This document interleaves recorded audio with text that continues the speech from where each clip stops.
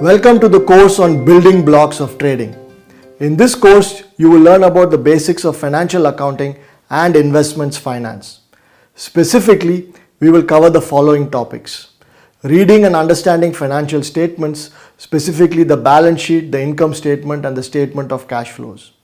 This will focus on the definition of the various items that make up these financial statements. We will also discuss the difference between accrual and cash basis. Using information from the financial statements, we will define, calculate, and interpret some common financial ratios.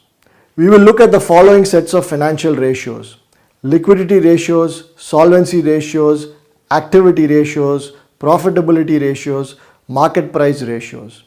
We will then move on to topics on investment finance and talk about the risk-return relationship and the idea of diversification. Here we will discuss what type of risk is priced and present some theoretical asset pricing models like the capital asset pricing model and arbitrage pricing theory, and an empirical asset pricing model. Next, we will cover topics on the different types of orders a trader can place, what the order book is, and how orders execute against the order book. We will also discuss some common ways to measure transaction costs. Finally, we will focus on what hedge funds are and some of their common trading strategies. By the end of this course, you should have a good understanding of how to read and understand a company's key financial statements. You will also have an understanding of what the risk-return trade-off is and how exactly they are related through asset pricing models.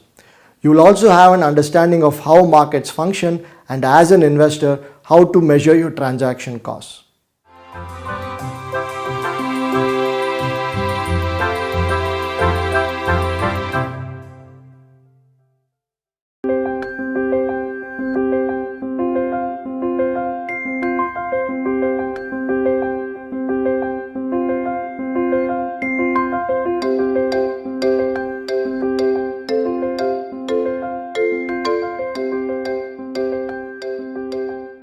Learning outcomes.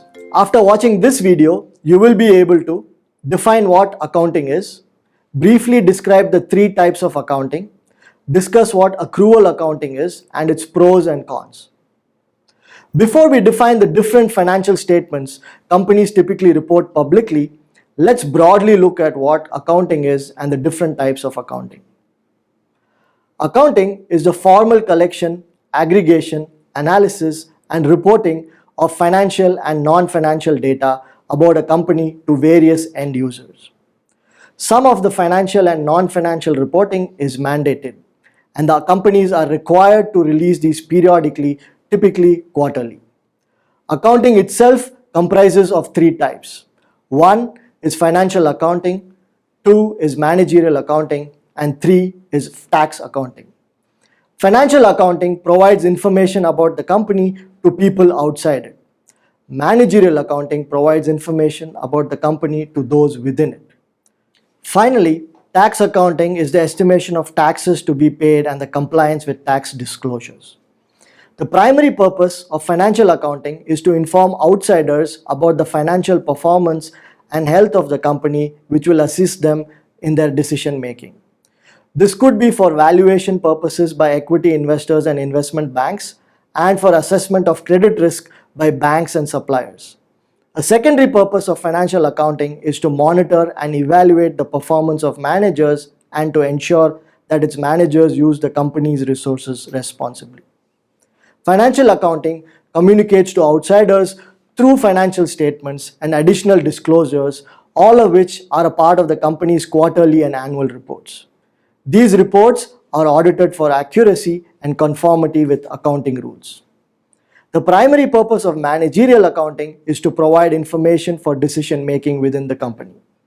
The information provided through managerial accounting helps determining product costs, profitability and pricing, determining product mix, introducing and discontinuing products, and capacity planning and determining production volumes.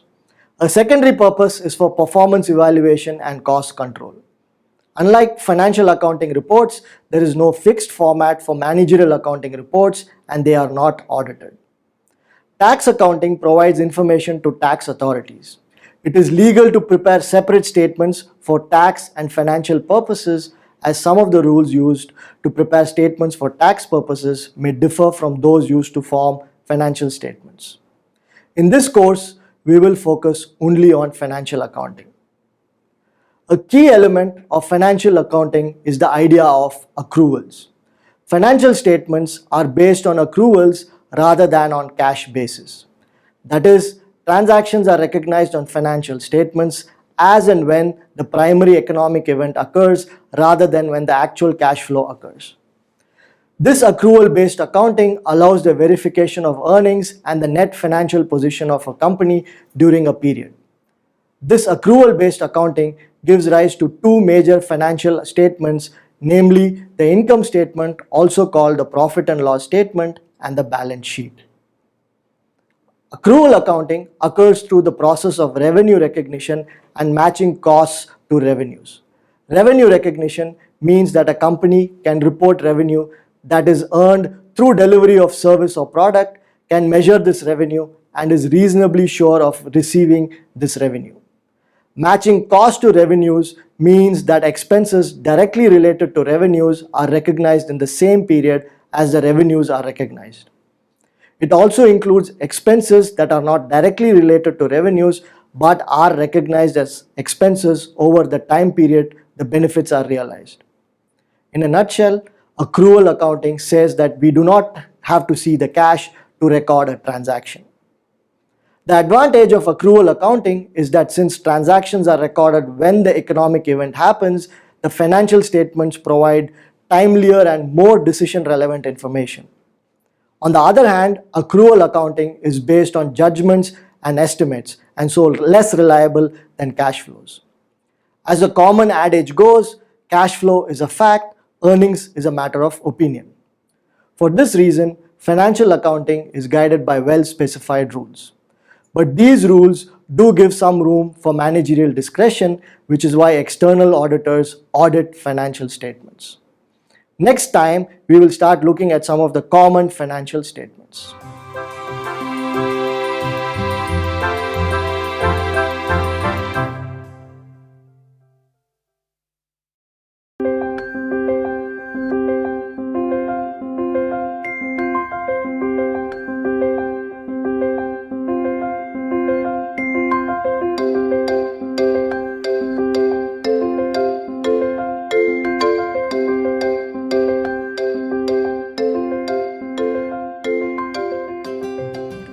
Last time we introduced the idea of accounting and the three types of accounting.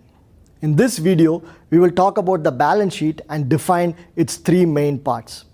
We will also briefly discuss why the balance sheet is called so. The first financial statement we will look at is called the balance sheet.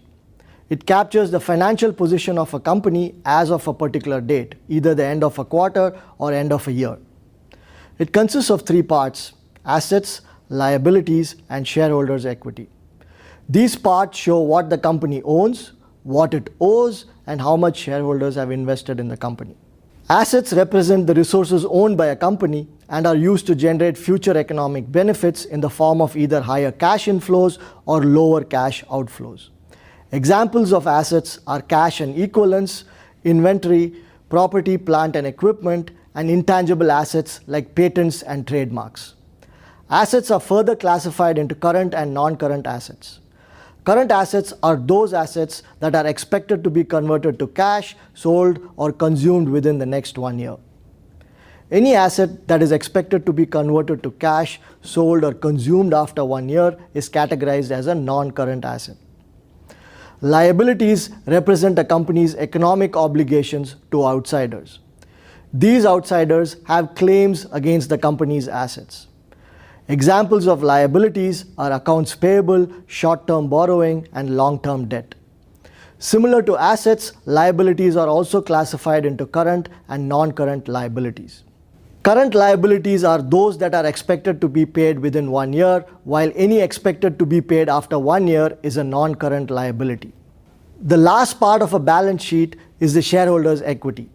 This represents the company owner's claims on the company's total assets. It consists of owners' investments in the company as well as aggregate undistributed profits called retained earnings.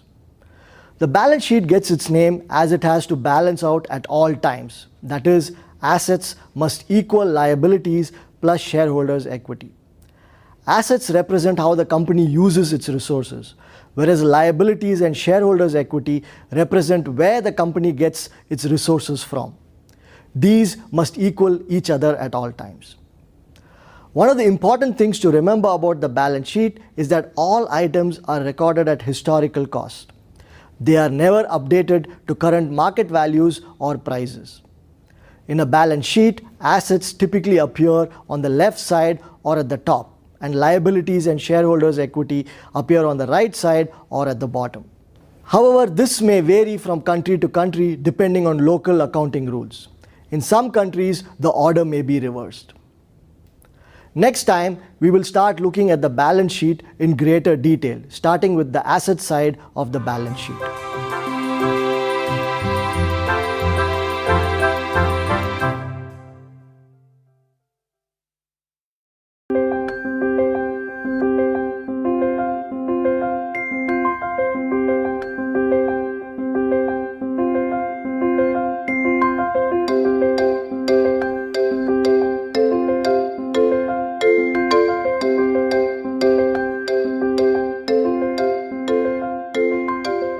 Last time, we introduced the basic structure of a balance sheet.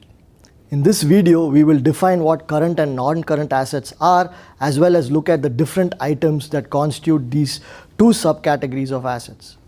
This will help you in understanding the asset side of the balance sheet in greater detail. We have already seen that assets tell us how the company uses its resources. Assets in turn are broken down into current and non-current assets. Current assets are those that are expected to be sold, converted to cash, or consumed within the next year. Everything else is a non-current asset. Examples of current assets are cash and cash equivalents, inventories, and receivables. Examples of non-current assets are plant property and equipment, typically denoted by PP and E. Over the next few videos, we will use Amazon.com Incorporated's financial statements from December 2015 and where necessary also from December 2014 to better illustrate and understand the various items that form each financial statement. The financial statements are from Amazon.com's annual report for the year ending 2015. Let's take a detailed look at the various items that constitute current assets. The first item under current assets is cash and cash equivalents. It includes currency, coins, checks received but not yet deposited, checking accounts, petty cash, savings accounts, money market accounts, and short-term, highly liquid investments with a maturity of 3 months or less at the time of purchase. At the end of December 2015, Amazon had cash and cash equivalents worth $15.89 billion on hand. The next item under current assets is marketable securities. These include investments in various types of financial securities like stocks, bonds, etc. They are not as liquid as cash and cash equivalents, but may be converted to cash easily. Amazon had marketable securities worth $3.92 billion at the end of 2015. Cash and cash equivalents and marketable securities make up the investments part of current assets. The other two items that constitute current assets are related to the company's operations. These are inventories and accounts receivables. Inventories include all raw materials that the company has bought, all work-in-progress products, as well as all finished goods. Not all these sub-items may be relevant to all companies. For example, companies in the services industry are unlikely to have a large inventory of finished goods or even work in progress. Almost all of its inventory may be the cost of supplies that the company has bought, which will be used in the delivery of its services. For Amazon, inventories stood at $10.24 billion at the end of 2015. Books, consumer electronics, and other consumer goods that it sells through its website is likely to make up a large fraction of this $10.24 billion. The final item on the current assets part of the balance sheet is accounts receivable. This includes all the money a company's clients owe it. When companies sell their products and services, they will not always insist on cash payment as soon as the product or service is delivered. The client or customer may be given a few days to a few months to pay. In other words, the client is extended credit for a fixed period of time. While the company waits for the customer to pay, the value of the sale is recorded as an account receivable. This signifies that the company has delivered its product or service to the client or customer, but it is yet to be paid. The client has an obligation to the company, and hence it is an asset for the company. Amazon had accounts receivables of $6.42 billion at the end of 2015. In its annual report, Amazon notes that most of this amount is due from its customers, vendors, and sellers. Adding all four components gives the company's current assets. This represents cash as well as assets that will be converted to cash within 1 year. Amazon's current assets add up to $36.47 billion at the end of 2015. Turning our attention to non-current assets, the largest and most important contribution to non-current assets is plant, property and equipment, PP&E. This includes all land, buildings, machinery, office equipment, vehicles, furniture and fixtures that a company uses to run its business. Amazon had $2.84 billion in PP&E at the end of 2015. Amazon's annual report for 2015 notes that this includes buildings and land that they own, along with property that they have acquired under build-to-suit, financing, and capital lease arrangements. Their equipment includes assets such as furniture and fixtures, heavy equipment, servers and networking equipment, and internal use software and website development. The other major part of non-current assets is intangible assets, which includes non-physical assets such as patents, trademarks, copyrights, goodwill, and brand recognition. These intangible assets add to a company's future worth and at times may be more valuable than tangible assets. Amazon had goodwill worth $3.76 billion under non-current assets at the end of 2015. Additionally, it had some miscellaneous other assets worth $3.37 billion. PP&E, goodwill, and other assets totaled up to $28.97 billion in non-current assets at the end of 2015. Given current assets worth $36.47 billion and non-current assets worth $28.97 billion, Amazon had total assets worth $65.44 billion at the end of 2015. Remember, assets represent how a company uses its resources. But where do the $36.47 billion in resources come from? This is what the liabilities and shareholders' equity part of the balance sheet tells us. We will look at a detailed breakdown of a company's liabilities next time.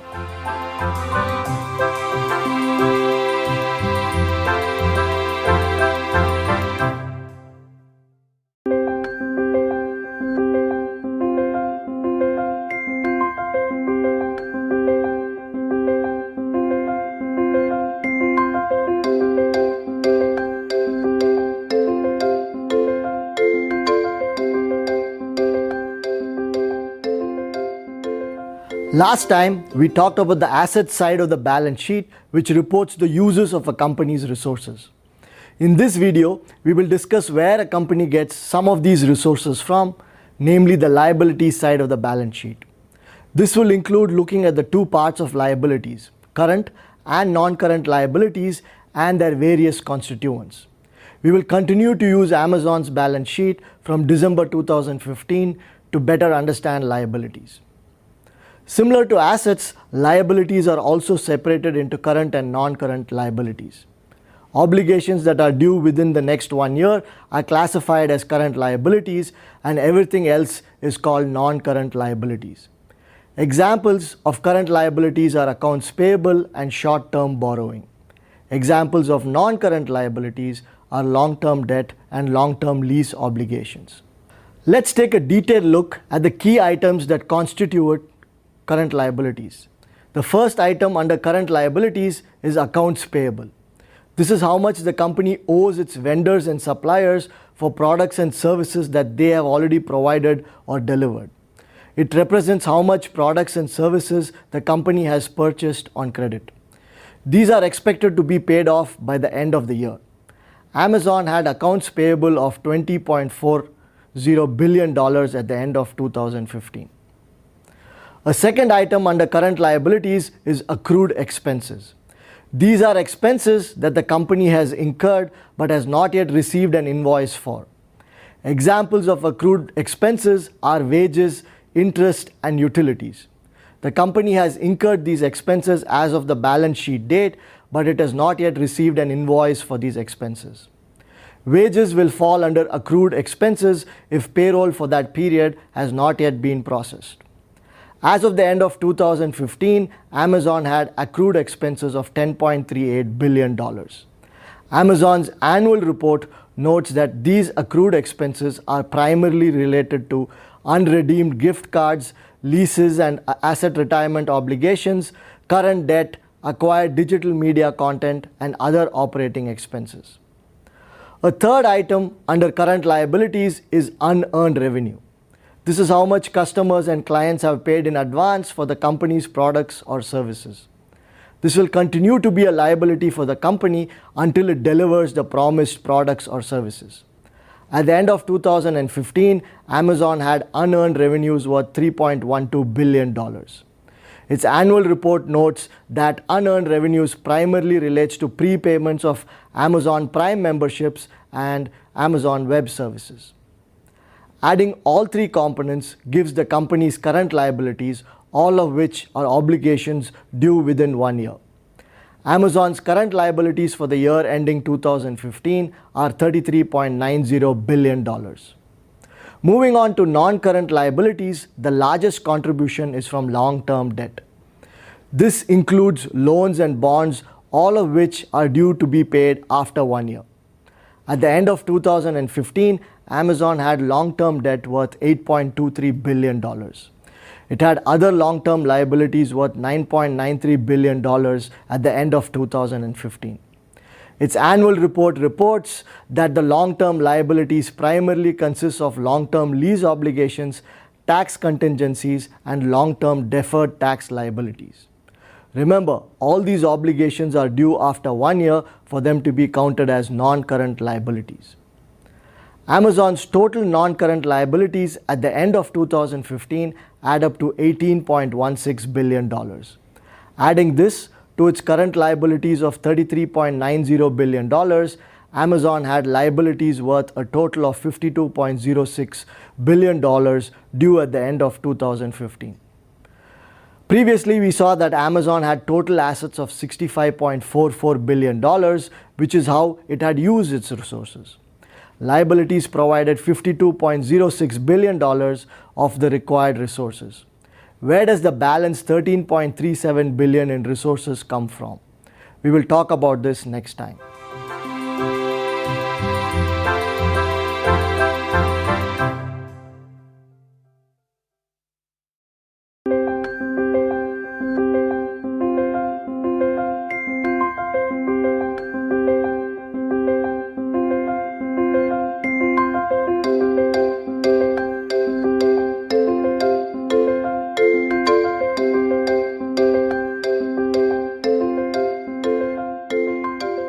Last time we talked about the liabilities part of the balance sheet, which is one of the ways a company raises resources. In this video, we will discuss where a company gets the remaining part of these resources from, namely the shareholders' equity. We will discuss in detail the different components of shareholders' equity, namely preferred equity, common equity, treasury stock, and retained earnings. We will continue to use Amazon's balance sheet from December 2015 to better understand shareholders' equity. Shareholders' equity is also referred to as net worth. It represents the total equity interest of all the company's shareholders. It mainly includes preferred equity, common equity, treasury stock, and retained earnings. The most important form of equity is common equity. Shareholders having common equity have voting rights and hence are the company's owners. They have the right to select the board of directors, which then appoints the different CXOs who in turn manage the day-to-day operations of the company. At the end of 2015, Amazon had close to 500 million shares of common stock outstanding, each with a par value of $0.01. The value of these shares is 500 million times 0.01, which equals $5 million. When a company sells common shares to the shareholders, the shares are usually sold at a value higher than its par value. The company receives this premium in the form of cash, and hence it must be recorded on the balance sheet. This is recorded as additional paid-in capital. It is the premium over the par value that the company receives at the time of the sale of shares to the public. Amazon had additional paid-in capital of $13.39 billion at the end of 2015.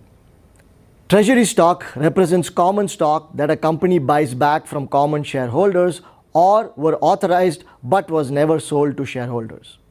This is recorded at cost. Amazon had treasury stock worth $1.84 billion. This amount is deducted from the value of common shares outstanding, as they do not pay dividends, have no voting rights, and hence should not be included in shares outstanding calculations. The other form of equity is preferred stock. It is the investment in the company by preferred stockholders. They have priority over common stockholders, which means that the company must pay them dividends before it can pay any dividends to the common stockholders. However, preferred stockholders do not have any voting rights in the company. At the end of 2015, Amazon was authorized to issue 500 million shares of preferred stock, but it had not issued any preferred stock. So there is no value recorded against preferred equity on Amazon's balance sheet. The other important component of shareholders' equity on the balance sheet is retained earnings. This is an aggregate of undistributed profits across all years. The manager has discretion as to how much, if any, of the profits a company makes should be distributed to shareholders, both common and preferred, as dividends. Any part of the profits that is not paid out as dividends is added to the balance sheet as a part of retained earnings. Profits are computed on the income statement, which we will look at in greater detail later in the course. Amazon had retained earnings of $2.55 billion at the end of 2015. Amazon's shareholders' equity also includes other accumulated comprehensive loss for $0.72 billion. Its annual report states that this represents unrealized gains and losses from investments in cash, cash equivalents, and marketable securities. Adding all the different items under shareholders' equity, Amazon's total shareholders' equity was $13.38 billion. Adding this to its total liabilities of $52.06 billion gives us a total of $65.44 billion, which equals its total assets. So Amazon's uses of resources exactly matches its sources of resources. We have talked about the balance sheet in the last few videos. Next time we will start looking at the income statement.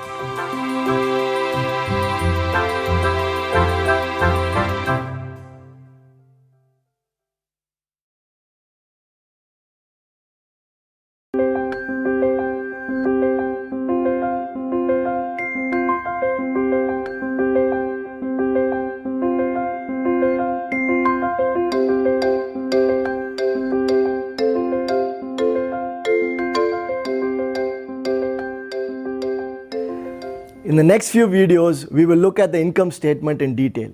We will continue to use Amazon's financial statements from its 2015 year-end annual report. In this video, we will define the income statement.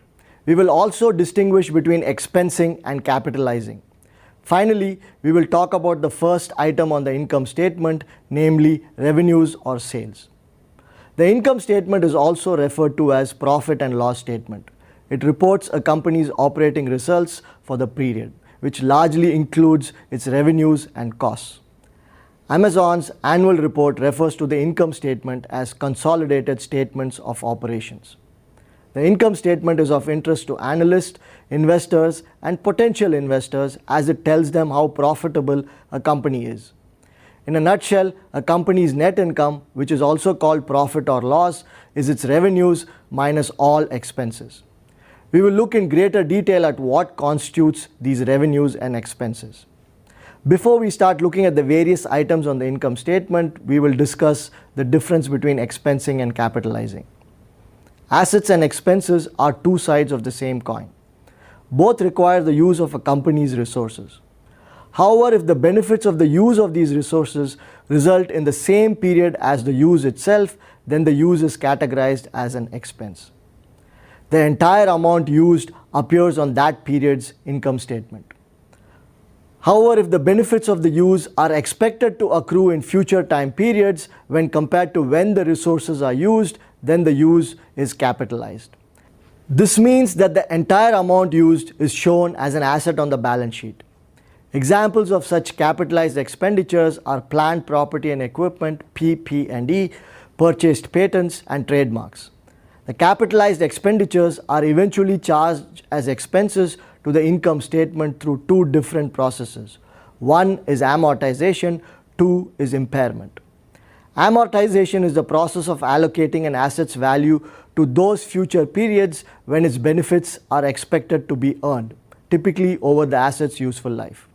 For example, if an asset's useful life is 5 years, then 1/5 of the asset's value will be charged as an expense during each of those 5 years. The most common example of amortization is depreciation, which is terminology used for amortizing plant, property and equipment. In certain circumstances, market forces or nature may destroy substantial parts of an asset's value. In such a case, we write down the value of the asset to its current fair value, that is, its market value, through a process of impairment. The amount of impairment is charged as an expense during the period when the value destruction occurs. Note that amortization is a periodic charge that occurs every period over the asset's life, while impairment is a one-time event. Moving on to the income statement, its first item is revenue or sales. It is also called the top line as its first item on the income statement. Revenues include only income from the company's primary lines of business or operations. It excludes income from other sources like investments.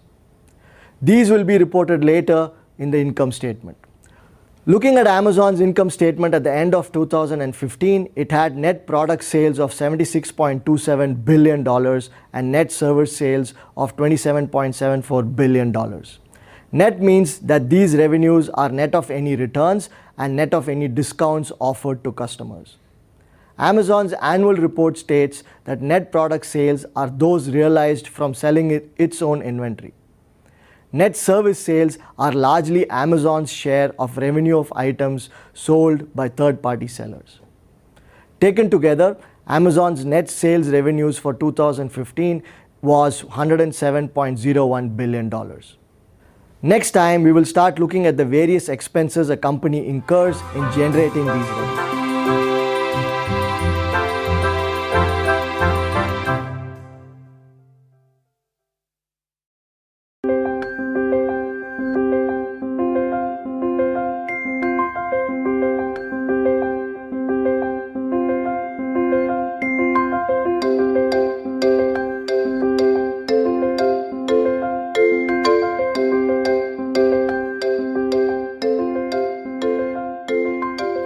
In this video, we will look at some of the common expenses a company incurs while generating revenues.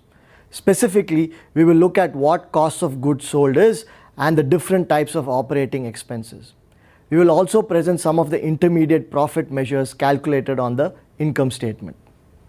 The first expense is cost of goods sold, referred to as COGS, C-O-G-S. This refers to the direct costs a company incurs in generating a warehouse full of goods or products ready to be sold. This includes raw material costs and direct labor costs that go into the production of the final product. It does not include any distribution costs or sales force costs. Amazon reports COGS as cost of sales. It had $17.65 billion in cost of sales in 2015. The annual report notes that this includes the purchase price of consumer products, digital media content, packaging supplies, sortation and delivery centers, and related equipment costs, and inbound and outbound shipping costs.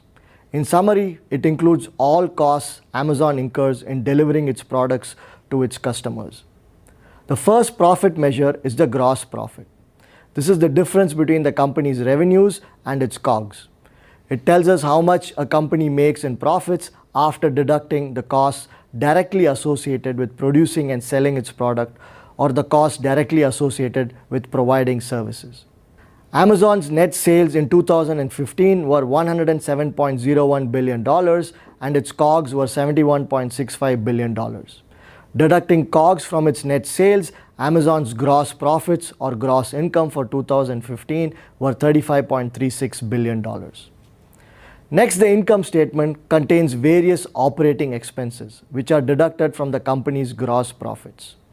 The major component of operating expenses is selling, general and administrative expenses, referred to as SG&A. This is a non-production cost and typically includes all selling expenses related to selling the company's products like advertising expenses, rent and salaries of the sales force. All executive salaries and costs of general support are also part of SG&A. Finally, any general operating expenses are also included in SG&A. Another key component of SG&A is depreciation and amortization expense. Remember, we talked about expensing and capitalization last time. Depreciation and amortization expense occurs when the cost of acquiring an asset is capitalized because the benefits from this asset are realized over a number of years rather than only in 1 year it was acquired. The number of years over which the cost of the asset is spread over is referred to as its useful life. However, one thing to note here is that unlike other expenses on the income statement, depreciation and amortization expense is not an amount that is paid out to someone. Hence, the depreciation and amortization expense is a non-cash expense. Depreciation is the expense related to PP&E and other fixed assets, whereas amortization is the expense related to intangible assets like goodwill, trademarks, brand names, etc. On Amazon's income statement, SG&A consists of fulfillment, marketing, and general and administrative expenses. Its annual report states that fulfillment primarily includes costs Amazon incurs in operating and staffing its fulfillment and customer service centers, as well as its payment processing centers. For 2015, this was $13.41 billion for Amazon. Marketing expenses are costs incurred by a company in marketing and selling its products and services. Amazon incurred marketing expenses of $5.25 billion in 2015. The last part of SG&A is general and administrative expenses. This includes payroll expenses, professional and litigation expenses, other corporate costs, as well as depreciation expenses. Amazon's general and administrative expenses for 2015 were $1.75 billion. This gives Amazon's total SG&A for 2015 to be $20.41 billion. However, one thing to note is that Amazon's income statement does not state its depreciation and amortization expense separately. It is implicitly captured under the different components of SG&A. Amazon's statement of cash flows reports its depreciation and amortization expenses to be $6.28 billion for 2015. Companies incur costs on research and development in developing new products and services. This appears as technology expenses on Amazon's income statement for 2015. Amazon's annual report states that technology costs include payroll and related costs for employees involved in application, production, maintenance, operation, and platform development, as well as technology infrastructure expenses. Amazon also incurred content costs, which include payroll and related expenses for employees involved in category expansion, editorial content, buying, and merchandising selection. These technology and content costs total $12.54 billion for Amazon in 2015. Once we add in the technology and content costs and other operation expenses of $0.17 billion to SG&A of $20.41 billion, Amazon's total operating expenses for 2015 were $33.12 billion. Subtracting these operating expenses from Amazon's gross profit of $35.36 billion gives us Amazon's operating profit in 2015 to be $2.24 billion. Operating profit is also referred to earnings before interest and taxes.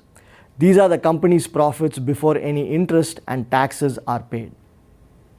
Another commonly mentioned profit measure is EBITDA, which stands for earnings before interest, taxes, depreciation and amortization. To get this, we will simply add depreciation and amortization expenses to EBIT. For Amazon, EBITDA in 2015 was $2.24 billion plus $6.24 billion, which gives us $8.48 billion. This is a relevant number as depreciation and amortization expense is a non-cash expense. Hence, this is a more relevant number in terms of profits made by the company. Next time, we will look at the remaining part of the income statement and a few other profit measures.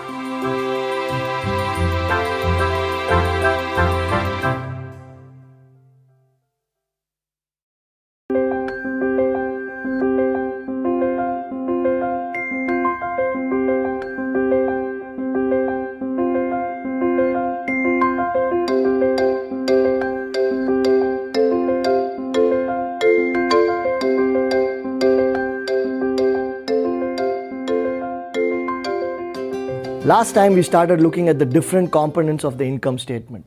We covered items like EBITDA and EBIT. In this video, we will complete the remaining items on the income statement and also define a few other profit measures that we would typically observe on an income statement. We will also cover how the income statement and balance sheet are linked. We calculated Amazon's EBITDA to be $8.48 billion at the end of 2015 and its EBIT to be $2.24 billion. The next step is to adjust for any interest income and expenses. Remember, at the top of the income statement, only revenues from operations are reported. But a company earns an income from investing some of their capital in short to medium term investments that pay an interest periodically. This is recorded as interest income and is added to the company's EBIT. For Amazon, interest income in 2015 was $0.05 billion. Similarly, a company pays interest on monies borrowed from various sources. This is deducted from EBIT. Amazon had an interest expense of $0.46 billion in 2015. It also incurred other non-operating expenses of $0.26 billion in 2015. Adding the interest income of $0.05 billion to and subtracting the interest expense of $0.46 billion and other non-operating expenses of $0.26 billion from the EBIT of $2.24 billion gives us Amazon's earnings before tax, referred to as EBT, to be $1.57 billion. Another expense on the income statement are those that are unusual or infrequent. Until recently, they were recognized as extraordinary items on the income statement. After a recent rule change, they do not have to be recognized separately as extraordinary items, but still have to be reported as revenue or expense, as the case may be, on the income statement. An example of an extraordinary event is loss of inventory because of a fire in the warehouse. This would be reported as losses due to the fire in the warehouse on the income statement. In 2015, Amazon did not have any such extraordinary items.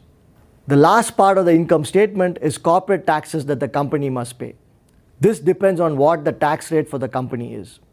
Total tax obligations for Amazon in 2015 were $0.95 billion. After subtracting these taxes and net equity method of investment activity of $0.02 billion, Amazon's net income or earnings after tax or profit after tax was $0.60 billion. The net income is also referred to as the bottom line, as it is the last line in the income statement. It represents the profits net of all expenses incurred during the year. The net income represents the total profits of the company. The income statement usually also reports an earnings per share, referred to as EPS. The EPS tells us how much profit the company has made for every share in the company. There are two types of EPS usually reported on the income statement: basic and diluted EPS. Basic EPS is based on the number of shares the company has actually sold. Amazon's income statement states that it uses 467 million shares outstanding to compute the basic EPS. Dividing the net income of $0.60 billion by the 467 million shares outstanding gives us a basic EPS of $1.28 per share. A company makes a number of stock awards. For example, a company includes employee stock options as part of its employees' compensation. These allow employees to buy the company's shares at a later date. Diluted EPS is computed as if the impact of such purchases by employees is included in the number of shares outstanding. Amazon's income statement reports that the number of shares outstanding used to compute a diluted EPS is $477 million. This means that Amazon has stock awards for 10 million shares that are yet to be converted to stocks. Dividing the net income of $0.60 billion by 477 million shares yields a diluted EPS of $1.25 per share. An investor would prefer that the difference between basic and diluted EPS not be very large.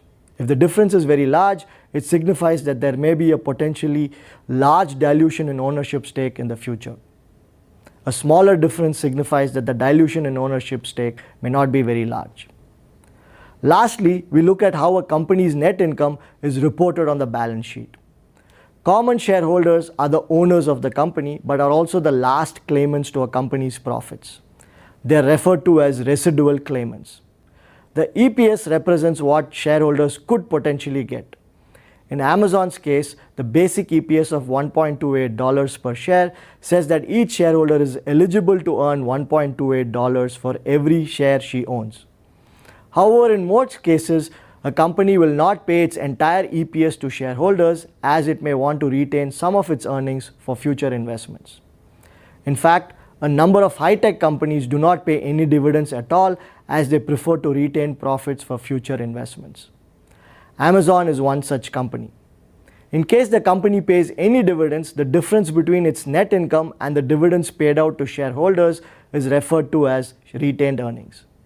This retained earnings is aggregated or accumulated on the balance sheet every year under shareholders' equity. As a company makes profits every year and retains at least some of its earnings, shareholders' equity will keep growing on the balance sheet. This brings us to the end of the income statement. Next time, we will start looking at the statement of cash flows and how it is different from the income statement.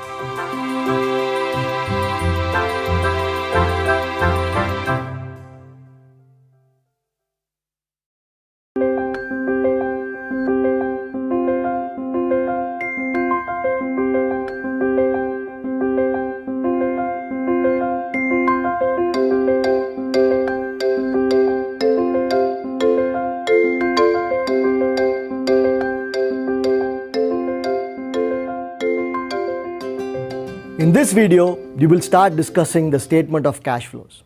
We will start by discussing the need for it and how it is different from the income statement. We will list the three main parts of the statement of cash flows. We will also discuss how to calculate cash flows from operating activities, which is the first part of the statement of cash flows. The balance sheet tracks the change in a company's cash balance from one year to the next. However, it does not tell us why the cash balance changes. For example, Amazon had cash and cash equivalents worth $14.58 billion at the end of 2014 and cash and cash equivalents worth $15.89 billion at the end of 2015. What caused the increase of $1.31 billion in Amazon's cash and cash equivalents? The income statement does not track changes to cash as everything is recorded on an accrual basis. Remember, accrual basis means a transaction is recorded on the income statement as soon as an economic event occurs, regardless of when the cash from this economic event is actually received or paid by the company. Profits or net income cannot pay a company's bills because it does not represent cash. To that end, the income statement is not very helpful in tracking why cash and cash equivalents change every year. The statement of cash flows reports the different channels through which changes in cash during the year may be attributed to. This helps in determining the ability of a company to pay its suppliers, pay its employees, make interest and dividend payments, repay loans, buy PP&E needed for expansion, etc. The statement of cash flows separates the change in cash and cash equivalents from the beginning to the end of the year into three categories, namely cash flows from operating activities, cash flows from investing activities, and cash flows from financing activities. Cash flows from operating activities are those related to the company's operations-related current assets and current liabilities. Cash flows from investing activities are those related to the company's non-current assets. Cash flows from financing activities are those related to the company's non-current liabilities and shareholders' equity. Let us first focus on determining the cash flows from operating activities. There are two ways to do this. One is through the direct method and the other is through the indirect method. Under the direct method of calculating cash flows from operations, cash inflows and outflows are directly reported. This method is simple and easy to understand. However, it is very costly for companies to maintain this method as they have to maintain very detailed cash records. Under the indirect method of calculating cash flows from operating activities, adjustments to net income are made to reflect only cash receipts and disbursements. This is because net income is calculated following accrual principles and not on cash basis. The adjustments to net income typically fall into two categories. One is adjusting for items that affect net income but not cash. Example of such items are depreciation and amortization expenses and credit sales. These are recognized on the income statement, though no cash has been paid or received for these. The second adjustment is for items that affect cash but not net income. An example of this is raw materials and supplies that a company has purchased with cash but has not sold as yet. This is not reflected on the income statement until the inventory is sold, but the cash paid to buy it is not recognized on the income statement. In this course, we will use an indirect method of determining cash flows from operating activities, as companies use this when they report their statement of cash flows in the annual report. We will look at how to compute Amazon's cash flow from operating activities next time.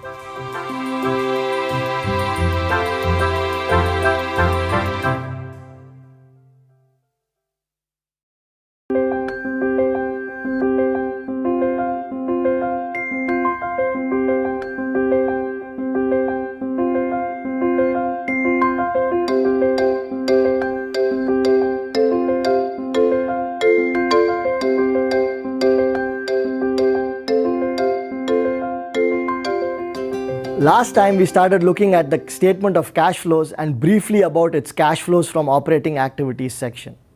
In this video, we will look at all the adjustments that need to be made to compute a company's cash flows from operating activities.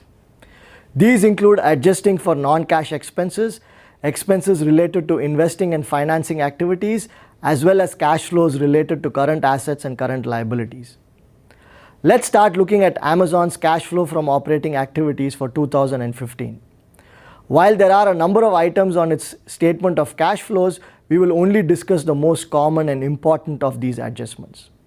The first item is Amazon's net income of $0.60 billion. To this, we make adjustments for various items. The first set of adjustments are for non-cash expenditures as well as expenditures related to investing and financing activities. These adjustments eliminate the impact of these items on the company's cash balance. Cash-based investing and financing expenses will be adjusted for later in the cash flow from investing and financing activities sections, respectively, of the statement of cash flows. The first major adjustment is for depreciation and amortization expenses, which are non-cash expenses. This means that while they are deducted from revenues when calculating profits, this expense is not paid or owed to anyone.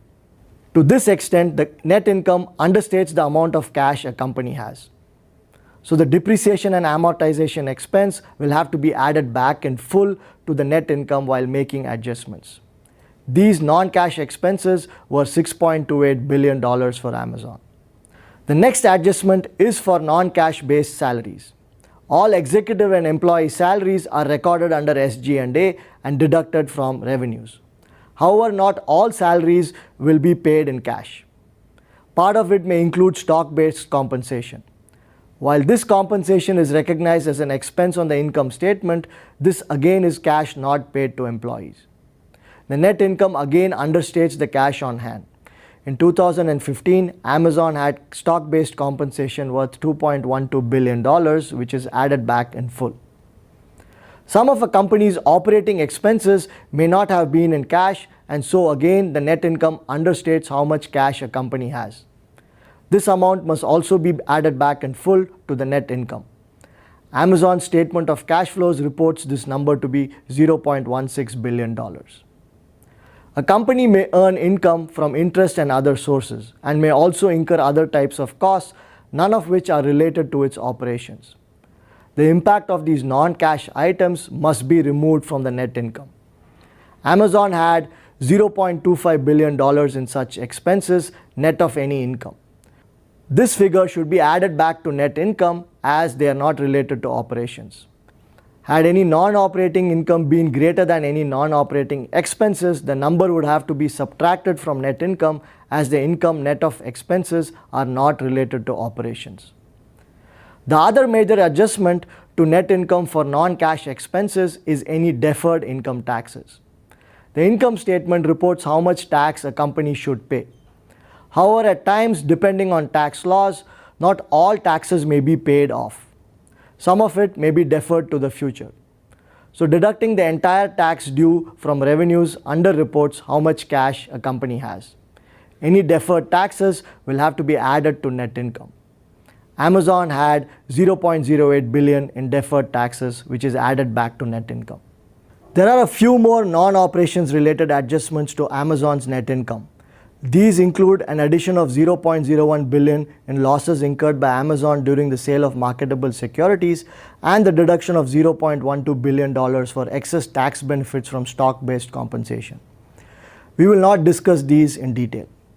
So the total adjustments to net income are $6.28 billion for depreciation and amortization, $2.12 billion for stock-based compensation, $0.16 billion for net operating expenses, $0.25 billion for non-operating expenses, $0.08 billion for deferred taxes, $0.01 billion for losses during the sale of marketable securities, and finally a negative $0.12 billion for excess tax benefits from stock-based compensations. These adjustments add up to a positive $8.78 billion. The next set of adjustments is operations related. These largely include adjustments due to changes to the firm's operations-related current assets and current liabilities. Amazon's inventories increased by $2.19 billion between 2014 and 2015. This tells us how much the company has spent on purchasing raw materials and supplies, but this is not recorded on the income statement until the inventory is sold. In other words, it tells us how much cash the company has tied up in inventory. Consequently, the net income overstates how much cash a company has at the end of the year, and any increase must be deducted from net income. If inventory had not changed between the consecutive years, then no inventory related adjustment is necessary because the company has not invested more cash in inventory. On the other hand, if inventory had decreased, the company would have converted inventory to cash and the cash on hand would have increased by the amount of inventory sold. Decreases in inventory must be added to the net income. The same argument holds for all other types of operations related current assets. For example, if accounts receivable increases, it denotes that the company has not received cash for at least some of its sales. So the revenue and the net income overstate how much cash the company has. Amazon saw an increase of $1.76 billion in its accounts receivables between 2014 and 2015. This increase is subtracted from net income on the statement of cash flows. The reverse is true for changes to operations related current liabilities. That is, increases in current liabilities must be added to net income and decreases must be subtracted from net income. For example, an increase in accounts payable tells us that the company still has not paid some of its suppliers for products and services that the suppliers have already provided. However, the cost of these products and services are subtracted from revenues while calculating net income. So the net income understates how much cash a company has when accounts payable increases. Amazon's accounts payable increased by $4.29 billion between 2014 and 2015, and this is added to net income. Similarly, accrued expenses also increased between 2014 and 2015. These are expenses deducted from revenues on the income statement but still not paid. So these also need to be added to net income on the statement of cash flows. Amazon's accrued expenses increased by $0.91 billion between 2014 and 2015. Some clients and customers may also pay a company in advance for its products and services. These are recorded as unearned revenues on the balance sheet but are reported on the income statement only when the company delivers its products and services. But this is additional cash in hand, and hence any increases in unearned revenue should also be added to net income. Amazon's unearned revenues increased by $7.40 billion between 2014 and 2015, and this is added to net income. Amazon has an additional cash adjustment of negative $6.11 billion to its net income in 2015. To summarize, Amazon had the following operations-related current assets and current liabilities: a deduction of $2.19 billion for increase in inventories, a deduction of $1.76 billion for increase in accounts receivable, an addition of $4.29 billion for increase in accounts payable, an addition of $0.91 billion for increase in accrued expenses, an addition of $7.40 billion for increase in unearned revenues, and finally a deduction of $6.11 billion for amortization of previously unearned revenues. This adds up to a total of $2.54 billion. Adding this to the net income of $0.60 billion and the earlier adjustments for non-cash expenses and non-operations related expenses of $8.78 billion gives Amazon a net cash flow from operating activities of $11.92 billion during 2015. Next time, we will look at the remaining parts of the statement of cash flows and reconcile the changes in cash from it with the changes in cash and cash equivalents on the balance sheet.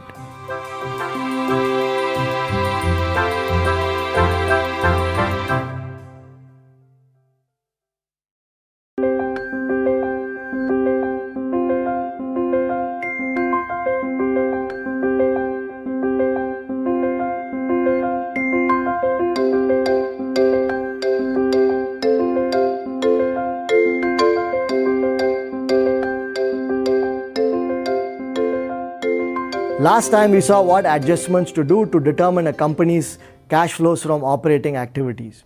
We calculated Amazon's cash flows from operating activities to be $11.92 billion in 2015. In this video, we will compute the cash flows from both investing as well as financing activities and then reconcile them with the change in cash on the balance sheet. The next part of the statement of cash flows is the cash flows from investing activities. This part includes all ways in which a company invests its cash in assets, both current as well as non-current. These investments are not reported on the income statement but represent actual cash paid or received. Like we saw for operations-related current assets, any increase in investment assets will mean that the company has spent cash to buy these assets and will result in a reduction in cash. Conversely, any sale of assets will result in an increase in cash. In 2015, Amazon bought property and equipment worth $4.59 billion, which means that cash on hand reduced by this amount. Amazon also made some acquisitions worth $0.80 billion, which also reduced cash on hand. Changes in investing related current assets also need to be adjusted for. The main item here is the purchase, maturity, and sale of any marketable securities. Any net purchases would mean cash was spent and would be deducted. Any net sales would mean cash was received and would be added. Amazon received a total of $3.03 billion in cash from the maturity and sale of marketable securities. On the other hand, it purchased $4.09 billion worth of marketable securities. Summarizing all the cash flows related to investing activities, we have a deduction of $4.59 billion in purchases of property and equipment, a deduction of $0.80 billion for acquisitions during the year, an addition of $3.03 billion from the sale and maturity of marketable securities, and a deduction of $4.09 billion for the purchase of marketable securities. These add up to a negative $6.45 billion. Amazon's investing activities in 2015 resulted in a reduction of $6.45 billion in cash. The next part of the statement of cash flows is the cash flows from financing activities. These relate to the increase and decrease in non-current liabilities as well as financing related current liabilities. Similar to what we saw for adjustments for change in current liabilities, any increase in financing activities would result in an increase in cash, and any decrease in financing activities would result in a decrease in cash. An increase in financing activities means that the company has raised additional capital from various sources, and so it has more cash on hand.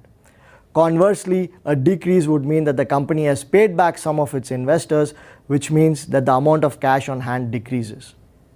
Under cash flow from operating activities, we had subtracted $0.12 billion on account of excess tax benefits from stock-based compensation, stating that this was not an operations-related cash flow.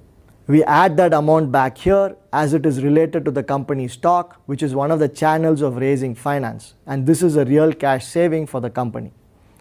In 2015, Amazon raised an additional $0.35 billion in long-term debt, but also repaid $1.65 billion worth of long-term debt. It also repaid principal on capital and finance lease obligations worth $2.46 billion and $0.12 billion respectively. Since these are cash outflows, they are deducted. None of these changes are reported on the income statement, which is why we are making these adjustments to cash on the statement of cash flows. Adding Amazon's different items under cash flows from financing activities gives us a negative $3.76 billion.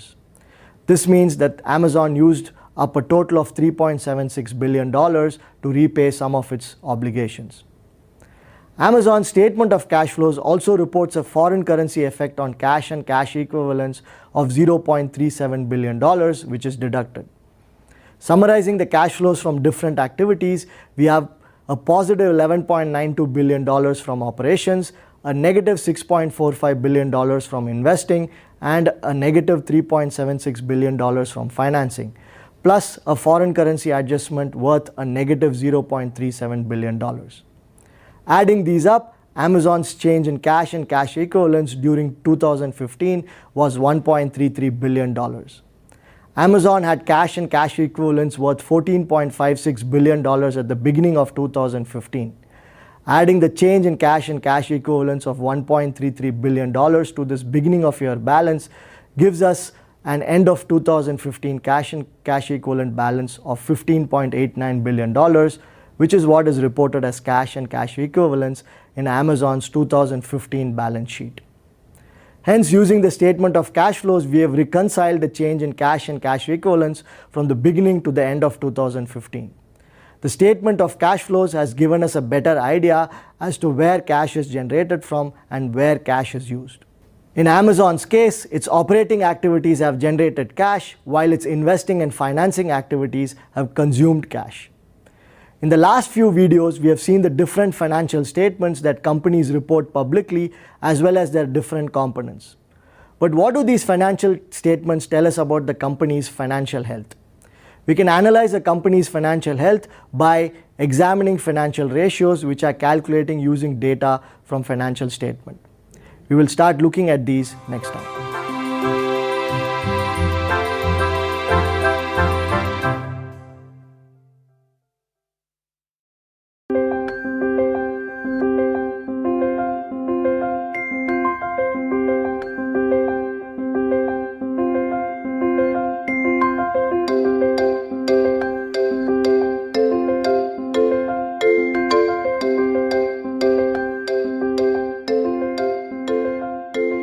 How do we determine if the company is doing well financially or not? We saw that Amazon had a net income of $0.60 billion at the end of 2015. Is that good or bad?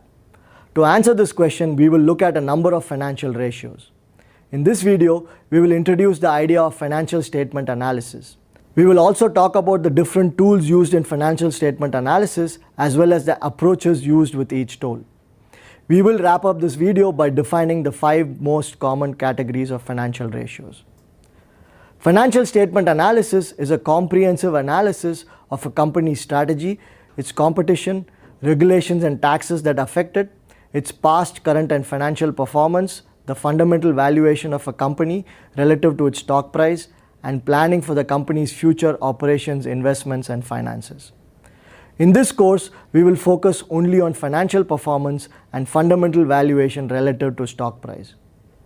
The typical tools used in financial statement analysis are comparative analysis, common size analysis, and ratio analysis. Comparative analysis is the evaluation of consecutive financial statements of a company to identify the direction, speed, and magnitude of any trends in financial performance. Common size analysis is the evaluation of the internal makeup of financial statements and/or financial statement items across companies. For example, this could mean that a common size income statement would report all income statement items as a percentage of revenues. This is especially useful when you compare two companies that have widely different revenues. Similarly, all balance sheet items could be reported as a percentage of total assets.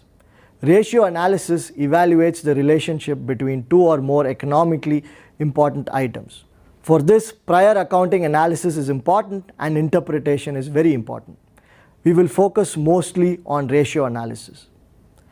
The approaches used with each of these tools are as follows: time series analysis, cross-sectional analysis, and benchmark comparison. Time series analysis is the comparison of a firm with itself over time. Cross-sectional analysis is the comparison of different companies in an industry at a given point in time. Benchmark comparison is the use of pre-specified industry norms or benchmarks. In this course, we will mostly focus only on time series analysis. Financial ratios largely fall into 5 different categories, namely profitability ratios, activity ratios, solvency ratios, liquidity ratios, and valuation ratios. Profitability ratios measure a company's ability to generate profits from its various resources. Activity ratios measure a company's ability to convert various assets and liabilities into cash or sales. Solvency ratios measure if a company has sufficient cash to meet its long-term financial commitments. Liquidity ratios, on the other hand, measure if a company has enough cash to meet its short-term financial obligations.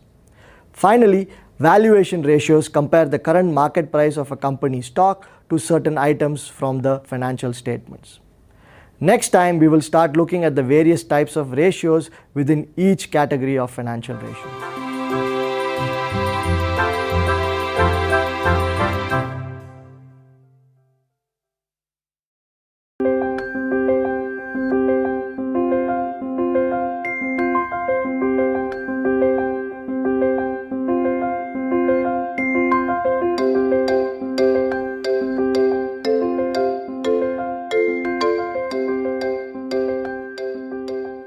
In this video, we will look at some of the common profitability ratios like return on equity, return on assets, gross profit margin, operating profit margin, net profit margin, etc.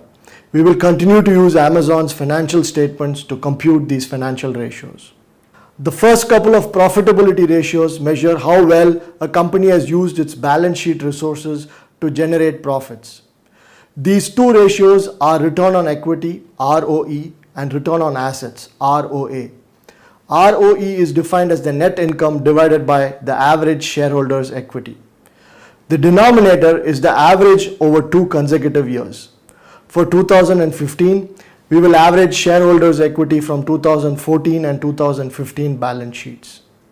The reason we average over 2 consecutive years is that this number will change at least a few times in a year. So we don't know the exact level of shareholders' equity on each day during the year as profits are generated. In most cases, when we have one balance sheet item and one income statement item as a part of a ratio, we will use this method of averaging for the balance sheet item. To calculate Amazon's ROE for 2015, we know that its net income for 2015 was $0.60 billion. Its average shareholders' equity for 2015 was $12.06 billion. Dividing $0.60 billion by $12.06 billion, we get an ROE of 0.0494, or multiplying it by 100, we get 4.94%. For every dollar of shareholders' equity, Amazon earned a little less than 5 cents in profits.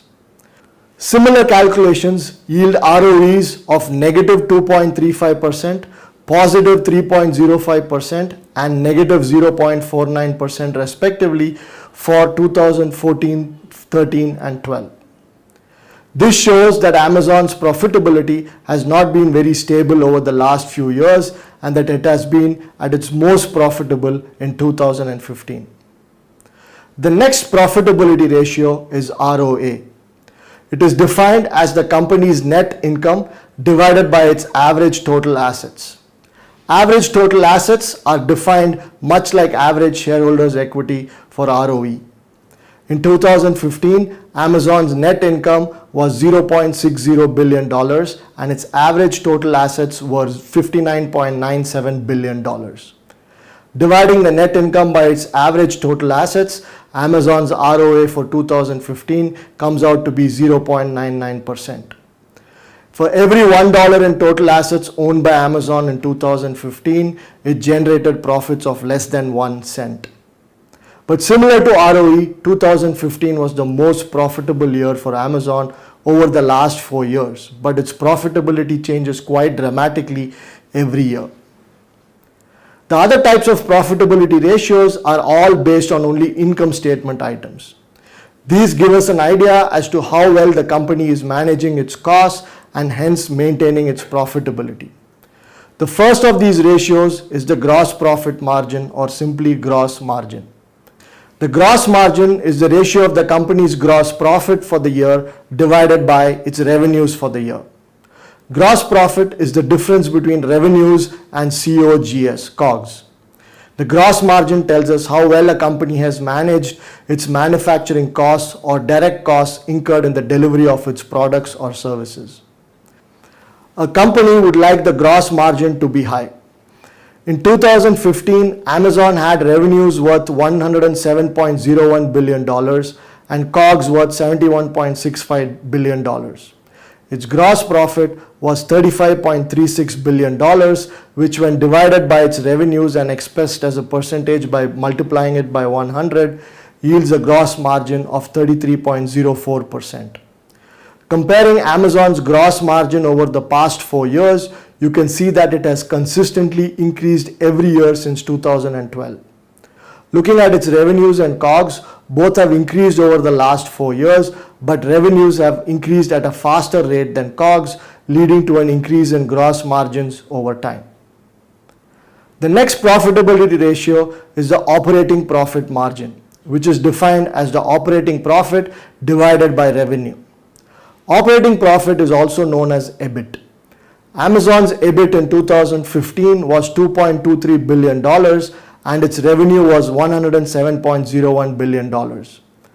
This gives us an operating profit margin of 2.09%, which is again the highest in the last 4 years. The fifth profitability ratio is the pre-tax margin, which is the earnings before taxes divided by revenues. Amazon's earnings before taxes in 2015 were $1.57 billion. Dividing this by its revenues of $107.01 billion gives the pre-tax margin to be 1.47%. Yet again, this is the highest in the last 4 years. The final profitability ratio we look at is the net profit margin, or simply net margin. It is the net income divided by revenues. Amazon's net income in 2015 was $0.60 billion. Dividing this by its revenues of $107.01 billion gives Amazon's net profit margin to be 0.56%, again the highest in the last 4 years. Based on all the profitability ratios, it appears that Amazon is doing well in the most recent year compared to its recent past. Though its gross margin is 33.04%, its net margin is only 0.56%. Amazon's COGS is 2/3 of all its revenues, whereas its other expenses account for almost all of the remaining 1/3. To get a better sense of whether these ratios are too high or low, Amazon's ratios should be compared to those of its competitors. I will let you try this on your own. In the next video, we will look at some of the more popular activity ratios.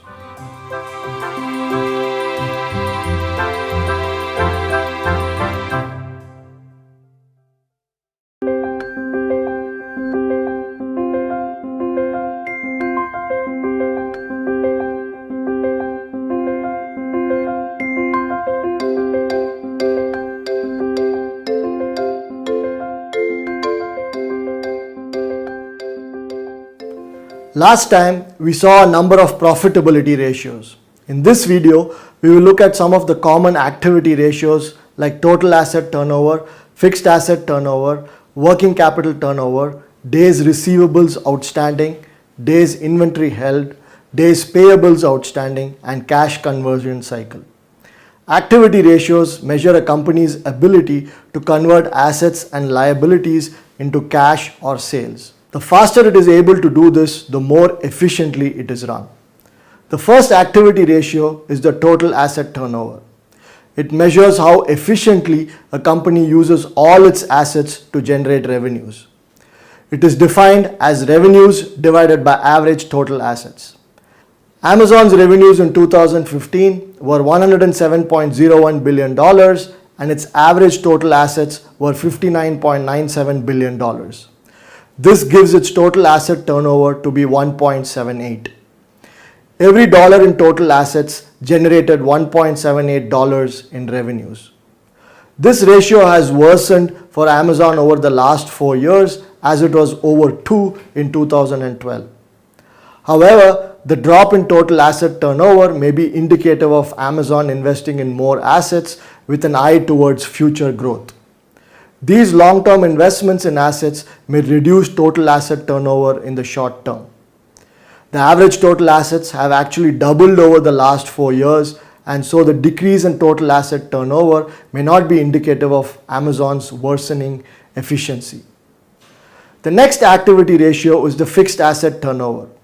This is similar to the total asset turnover, but specifically measures how efficiently a company uses its fixed assets to generate revenues. Amazon's fixed assets include investments in PP&E, goodwill, and other intangible assets. Its average fixed assets in 2015 were $22.94 billion. Dividing its revenues of $107.01 billion by $22.94 billion gives us a fixed asset turnover of 4.66. For every $1 invested in fixed assets, Amazon generates $4.66 in revenues. Similar to total fixed turnover, Amazon's fixed asset turnover has decreased over the last 4 years. This again is not necessarily bad, as its fixed assets have almost tripled in 4 years. Amazon may have invested more in fixed assets with a focus on future growth. The remaining activity ratios are all related to a company's current assets and liabilities, the first of which is working capital turnover. It is defined as the ratio of revenues to average working capital. Working capital measures a company's operating liquidity. It tells us if the company has sufficient operations-related current assets to pay off its operations-related current liabilities. It is calculated as accounts receivables plus turnover minus accounts payable. Working capital turnover indicates a company's effectiveness in using its working capital, that is, does it generate enough revenues using its working capital. Amazon's average working capital in 2015 was a negative $3.14 billion.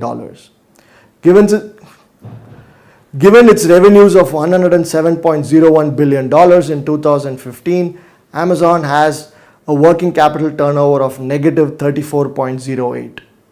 A negative working capital turnover is quite meaningless other than saying that its current liabilities exceed its current assets. The working capital turnover is consistently negative over the last 4 years. So it is impossible to interpret whether Amazon has been efficiently using its working capital to generate revenues. Next, we look at the receivables turnover and days receivables outstanding. Receivables turnover measures how soon sales will become cash. It is defined as revenues divided by average receivables. In 2015, Amazon had average receivables of $6.02 billion. Dividing its revenues of $107.01 billion by the average receivables gives us a receivables turnover of 17.78. This says that Amazon converts its revenues to cash 17.78 times a year.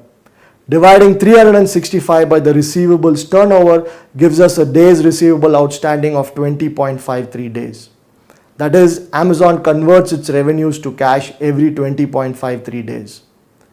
Days receivable outstanding is also called days sales outstanding. Days receivable outstanding has increased marginally from 17.73 days in 2012. This may be indicative of some of Amazon's customers having financial difficulties and hence delay in their payments. It could also be that Amazon's credit department is doing a poor job of recovering amounts due to it. The next pair of activity ratios are also related to current assets, specifically inventory. Inventory turnover measures how soon a company's inventory is being sold. It is defined as the ratio of COGS to average inventory. In 2015, Amazon had COGS of $71.65 billion and average inventories of $9.27 billion. Dividing COGS by average inventory gives us an inventory turnover of 7.73. This means that Amazon turns over its inventory 7.73 times a year. Dividing 365 by the inventory turnover gives us a days inventory held of 47.23 days. Amazon sells its inventory every 47.23 days. The days inventory held also has increased slightly over the last 4 years. This could be indicative of company losing some sales but nothing too dramatic. This is further supported by the fact that its inventory levels have doubled over the last 4 years. An alternate explanation could be that Amazon is planning a large sale and is building up its inventory for this reason. Finally, we look at how quickly a company pays its suppliers. This is measured using payables turnover and days payable outstanding. Payables turnover is the ratio of a company's purchases to average accounts payable. Purchases are defined as the change in inventory over the year plus the COGS for the year. In 2015, Amazon's inventory increased by $1.94 billion and its COGS was $71.65 billion. Adding the two, Amazon's purchases in 2015 was $73.59 billion. Dividing this by its average accounts payable of $18.43 billion gives us payables turnover of 3.99. Dividing 365 by the payables turnover of 3.99 gives us days payable outstanding of 91.40. This says Amazon pays its suppliers 3.99 times a year or once every 91.4 days. The days payables outstanding has decreased marginally over the last 4 years. While this may mean that Amazon is paying its suppliers more quickly, it could also mean that either suppliers are not extending credit to Amazon or that some of the credit terms offered by its suppliers are too good for Amazon to pass up. One last measure of a company's activity is the cash conversion cycle. It is calculated by adding days receivable outstanding and days inventory held and subtracting days payable outstanding. It measures how quickly a company converts its current assets to cash. The lower the cash conversion cycle, the better job the company is doing in converting to cash. A negative number is even better as it denotes that a company does not pay for its inventories until it has sold its products or services. It means that the company is managing its working capital as efficiently as possible and has cash available for a number of other things all the time. Amazon's days receivables outstanding is 20.53, its days inventory held is 47.23, and its days payables outstanding is 91.40. Adding the first two and subtracting the third gives Amazon's cash conversion cycle to be a negative 23.64 days. Like we discussed earlier, a negative cash conversion cycle denotes that the company converts its receivable and inventories to cash before it has to pay its payables. However, Amazon's cash conversion cycle has increased over the last few years, and so it indicates that it isn't doing as well as it has been. This wraps up our discussion on activity ratios. Next time, we will discuss what solvency and liquidity ratios are and the different types of these ratios.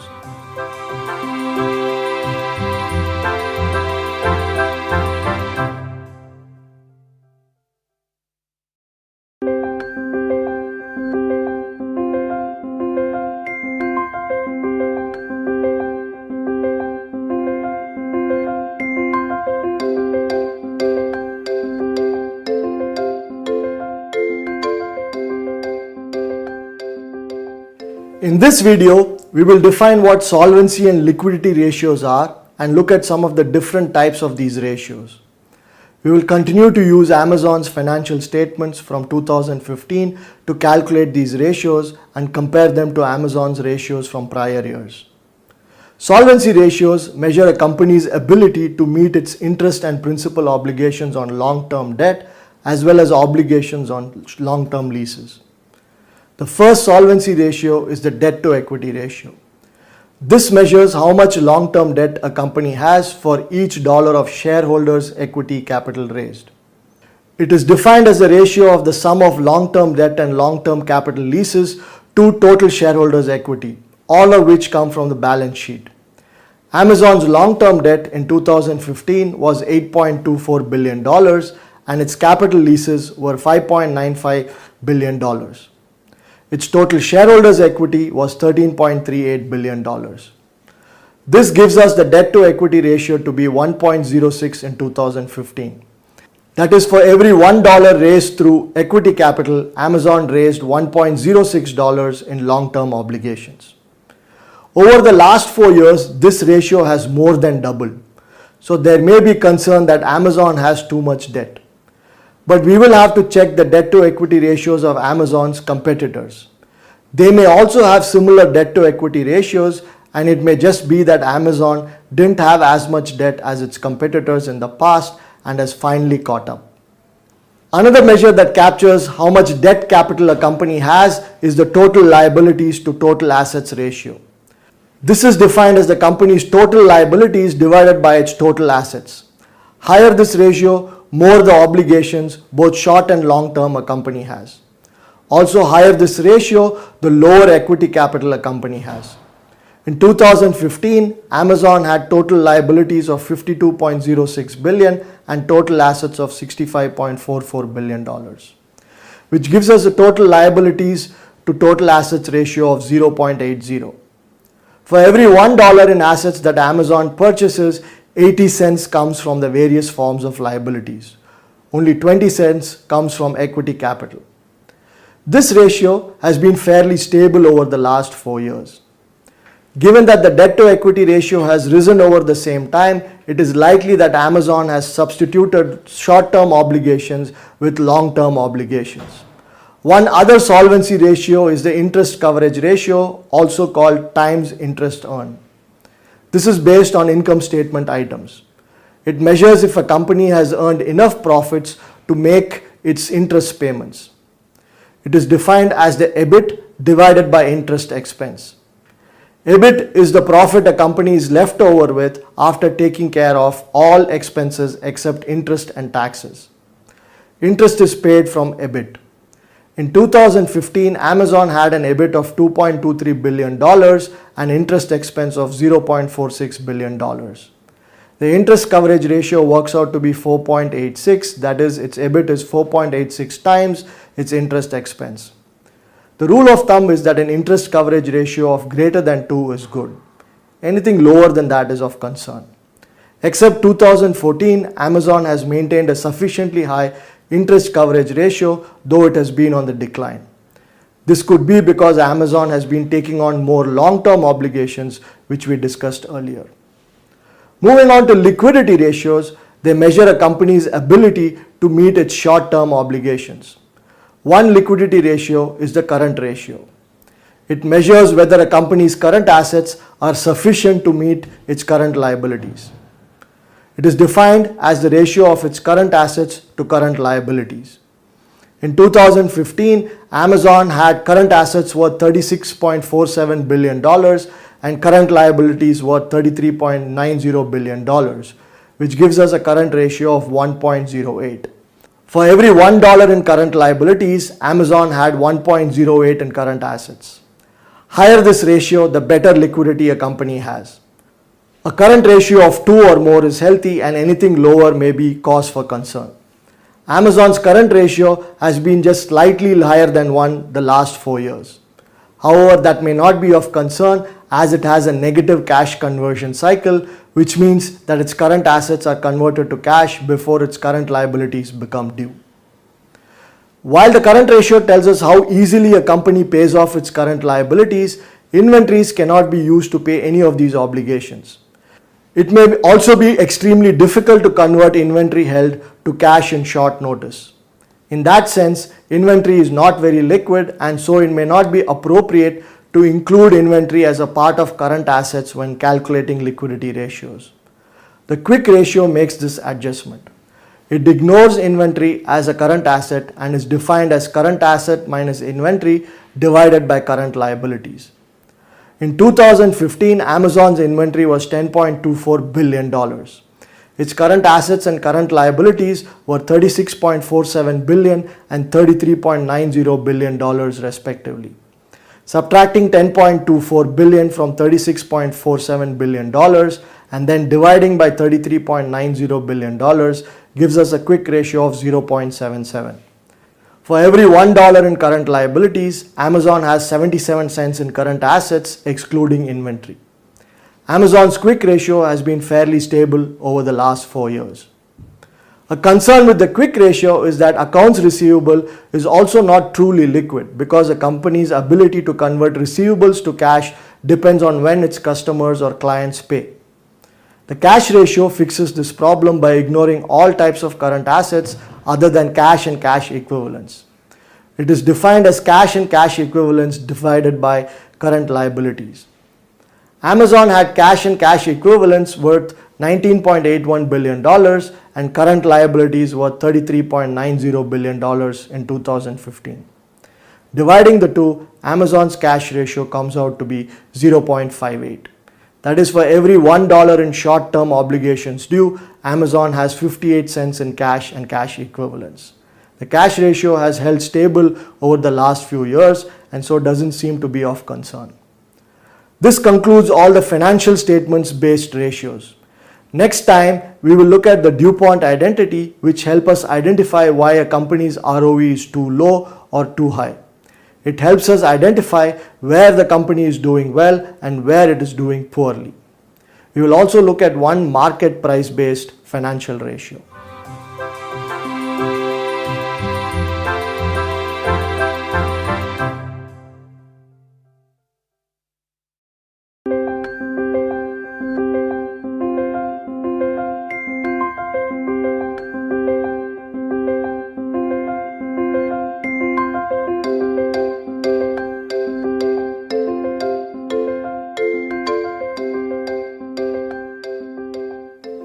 In the last few videos, we have seen various types of financial ratios using information from the balance sheet and income statement.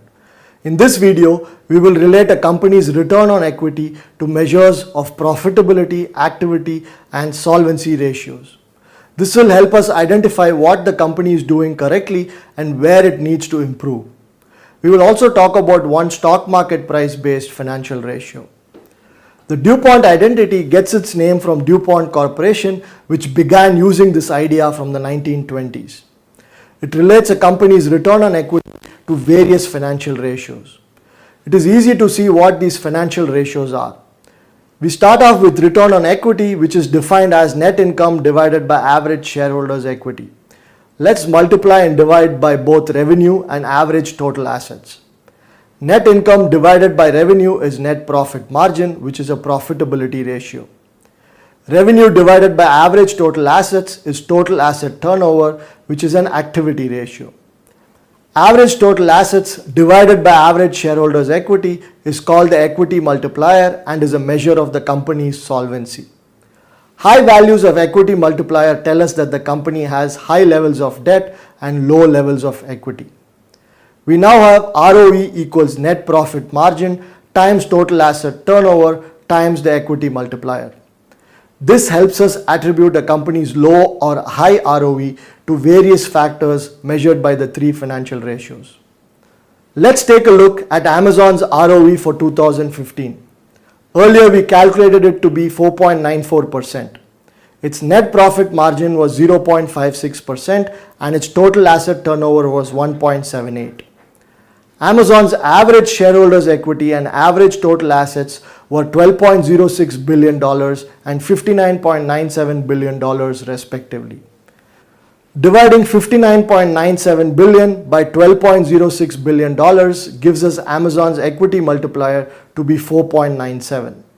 You can verify that multiplying the net profit margin of 0.56%, the total asset turnover of 1.78, and the equity multiplier of 4.97 gives us the ROE of 4.94%. Amazon's ROE has improved over the last 4 years. But why is this? During this time, its net profit margin has increased, which tells us that Amazon is doing a better job of controlling its expenses, leading to higher profits. However, efficiency has decreased as its total asset turnover has decreased over the last few years. Another reason for its higher ROE is that its equity multiplier has increased, which means it has borrowed more debt capital than raising equity capital. Increasing borrowing is not necessarily good, as it increases the chance of a company not paying off the loans on time. The last part of financial statement analysis in this course is measuring a company's value from its financial statements relative to its current stock price. There are a number of such ratios, but we are going to talk only about the price to earnings PE ratio here. One way to calculate PE ratio is to use the EPS from the most recent income statement. The PE ratio is defined as the market price for the company's shares on the date of the income statement divided by the EPS. The PE ratio tells us how much investors are willing to pay for each dollar of profits the company makes. One way of interpreting the PE ratio is that it tells us what the future growth potential for the company is. Higher the ratio, larger is its future growth potential. However, very high ratios compared to its competitors or to the rest of the market is indicative of the stock price being too high. Let's calculate the PE ratio for Amazon. For this, we need Amazon stock price as of December 31st, 2015. We get these prices from Yahoo Finance. It was $675.89 per share. We can calculate the PE ratio using both basic as well as diluted EPS. For simplicity, we will use the basic EPS of $1.28. Dividing the share price of $675.89 by the EPS of $1.28 gives us a PE ratio of 528.04. For each $1 in profits earned, investors are willing to pay $528.04. This could mean that investors place a very high value on Amazon's future growth potential. Alternatively, Amazon's stock price is far higher than what its fundamentals justify and should be sold. In 2 of the past 4 years, Amazon has had negative PE ratios. It is impossible to interpret a negative PE ratio, as it does not make any sense as to why investors would be willing to pay anything for a company that is making losses. This brings us to the end of the financial statements and analysis part of this course. Next time, we will start looking at one of the most important concepts in finance, namely the risk-return trade-off.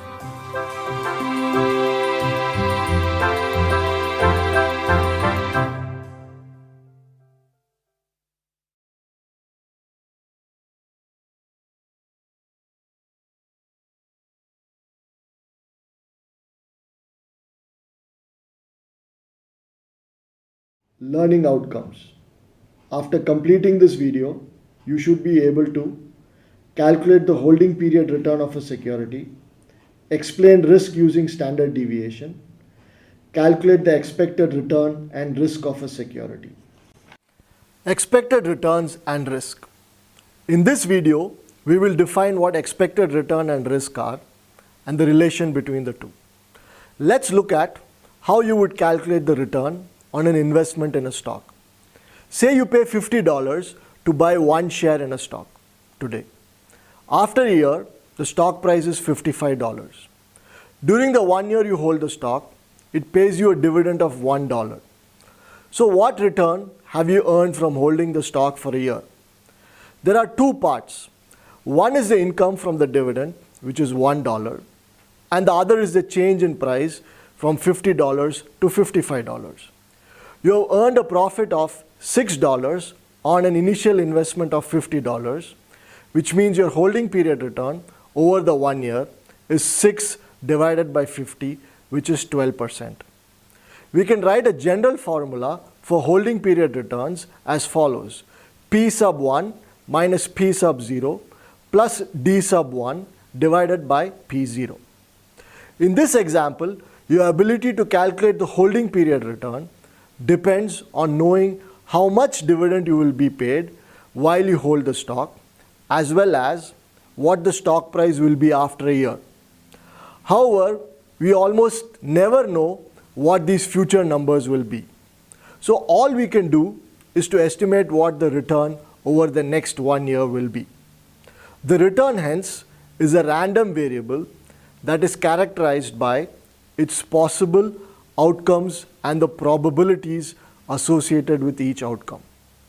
We can then estimate an expected return of an investment using the possible outcomes and their probabilities. This expected return is what we use as the discount rate when we calculate present and future values. Now let's turn to risk.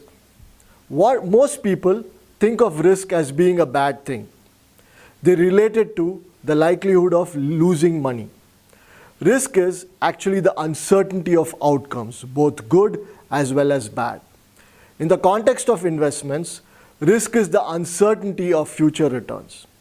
This is usually measured using either the variance or standard deviation of returns. Larger the variance or standard deviation, larger is the risk. Now let's see how expected return and risk are related.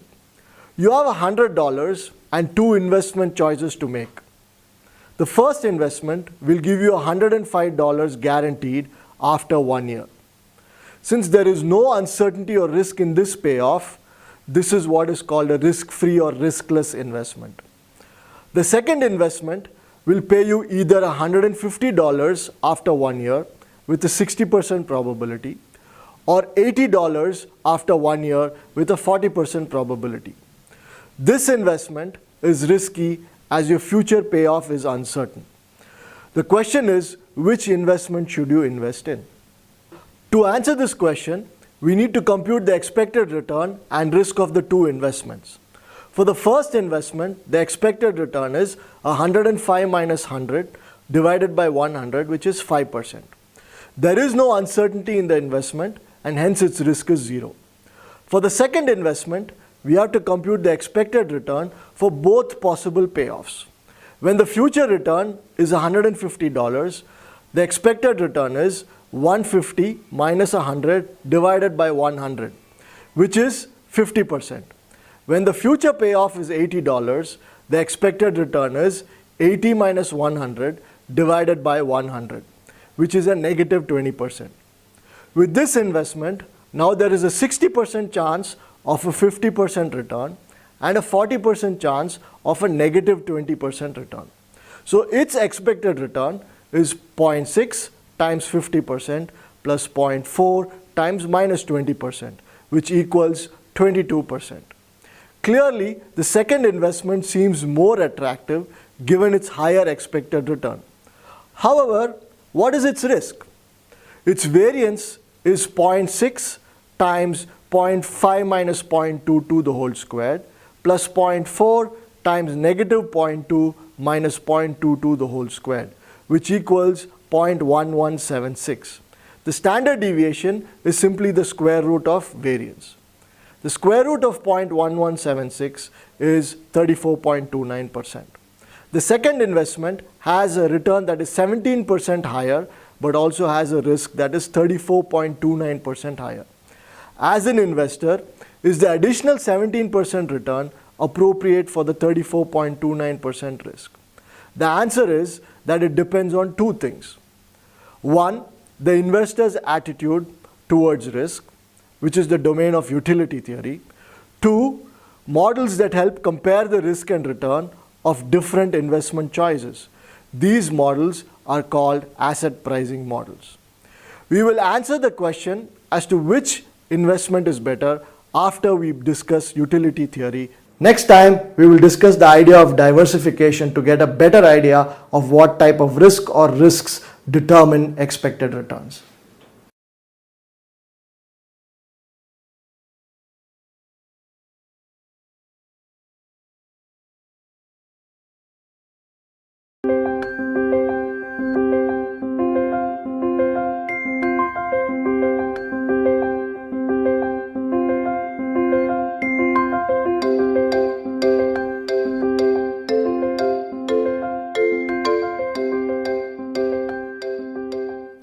Last time we talked about the relationship between risk and return. In this video, we will talk about diversification and the two types of risks, namely diversifiable and systematic risk, and also whether both risks affect returns or not. Let's think about the risk of a company's stock. If the company succeeds, then its stockholders make a lot of money. On the other hand, if it fails, stockholders lose their money. If an investor puts all her wealth in one stock and the company fails, then she loses all her wealth. This makes investments in only one stock very risky. It is better to invest in more than one stock, as this helps spread the risk. Note, a combination or collection of stocks is referred to as a portfolio. In a portfolio, there may be some stocks that perform badly, but there are likely to be others that offset at least part of this bad performance. Conversely, the good performance of some stocks may be offset by the bad performance of other stocks in the portfolio. This tells us that the risk or uncertainty of a portfolio is likely to be far lower than the risk of a single stock. This is the idea of diversification. The figure that you see plots portfolio variance on the vertical axis against the number of stocks in the portfolio on the horizontal axis. Here, portfolio variance is a measure of risk. The blue curve captures the relationship between risk and the number of stocks in the portfolio and represents the total variance or risk of the portfolio. As you can see, increasing the number of stocks in the portfolio reduces its variance. This drop in risk with increasing number of stocks in the portfolio captures the idea of diversification. The part of risk that is eliminated by forming a large enough portfolio is called diversifiable risk. In the figure, it is the gap between the blue curve and the horizontal black line. This gap becomes negligible by the time there are 50 to 60 stocks in the portfolio.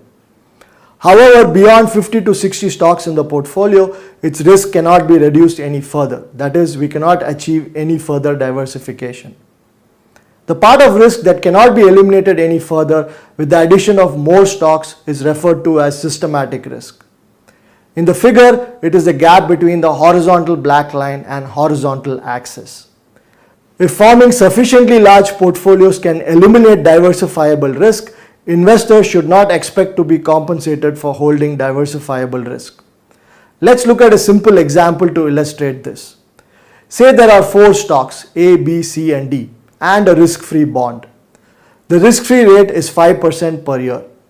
Stock A is expected to give a return of 12% over the next 1 year. Similarly, stocks B, C and D are expected to give returns of 15, 17 and 20% respectively over the next 1 year. Further, let's assume that none of the 4 stocks have any systematic risk.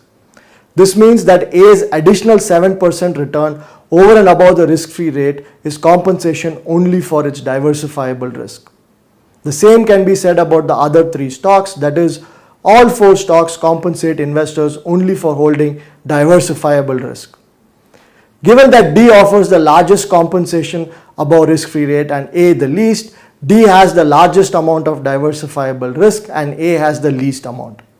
Now let's form a portfolio with $100 and put $25 in each of the 4 stocks. So 25% of our wealth is in each of the stocks. Let's assume that the resultant portfolio has no diversifiable risk. In other words, we are able to completely diversify away our risk by forming this portfolio. Further, since none of the stocks had any systematic risk to begin with, this portfolio will also have no systematic risk. Consequently, this portfolio has absolutely no risk, that is, it is a risk-free asset. This means that it should also have a 5% expected return, the same as the risk-free asset. The expected return of a portfolio is a weighted average of the individual stocks' returns. Here it is 0.25 times 12% plus 0.25 times 15% plus 0.25 times 17% plus 0.25 times 20%, which works out to be 16% per year. Clearly something is not right. The portfolio has zero risk but has a return of 16%, which is much higher than the risk-free rate. This gives rise to what is called an arbitrage opportunity, that is the ability to make guaranteed profits. Investors will borrow at the risk-free rate of 15% and invest in this portfolio and earn a guaranteed 16%. The buying of these stocks will put an upward pressure on the prices of the 4 stocks, consequently reducing their returns. This will happen until all stocks are expected to earn a 5% return. So investors expecting to be compensated for holding diversifiable risk is not sustainable in the long run. Hence, they will be compensated only for systematic risk, that is risk that is not diversifiable. Next time, we will start talking about how to measure systematic risk and the models that relate measures of systematic risk to expected returns.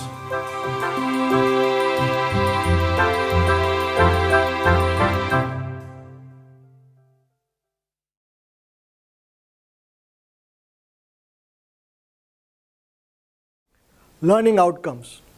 After watching this video, you will be able to write the capital asset pricing model, CAPM, explain market risk premium, discuss what type of risk beta measures. The CAPM. Last time, we saw the preliminaries necessary to understand the CAPM better. In this video, we will see the mathematical form of the CAPM. The CAPM is written as follows. The expected return of any risky asset I equals the risk-free rate of return plus the beta of the risky asset I times the difference between the expected return on the market portfolio and the risk-free rate. In notations, the expected return of the risky asset is denoted by E of R sub I. The risk-free rate of return is denoted by R sub F. The beta of the risky asset is denoted by beta sub I. And the expected return of the market portfolio is denoted by E of R sub M. We defined the market portfolio last time. Beta is the measure of risk in the CAPM. Later, we will discuss what type of risk it measures.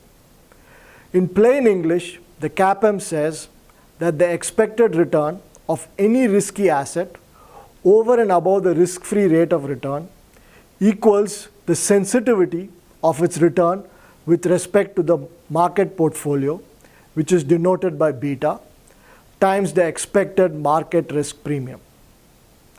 The expected market risk premium is the difference between the expected return on the market portfolio and the risk-free rate of return. It tells us how much return in excess of the risk-free rate of return an investor expects to earn from holding the market portfolio. In other words, what is an investor's compensation for holding the risk of the market portfolio? So what does beta measure? We had talked about diversifiable idiosyncratic risk and non-diversifiable systematic risk. The market portfolio is mean variance efficient. This says that idiosyncratic risk, to the extent possible, has been diversified away. So whatever risk remains in the market portfolio is systematic risk. This means that beta is a measure of systematic risk. The more important implication is that investors expect to be compensated only for holding non-diversifiable systematic risk and not for holding diversifiable idiosyncratic risk. Investors are expected to be smart enough to diversify away idiosyncratic risk by forming portfolios. How do we calculate an asset's beta? Beta sub I equals the covariance between the risky asset's returns and the market portfolio's returns divided by the variance of the market portfolio's returns. The covariance is denoted by COV of R sub I, comma R sub M, and the variance of the market portfolio's returns is denoted by sigma M squared.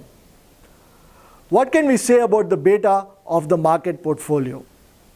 If we use the formula, we will have the covariance between the market's returns and the market's returns, which is simply the variance of the market's returns, divided by the variance of the market's returns. Thus, the beta of the market portfolio is 1.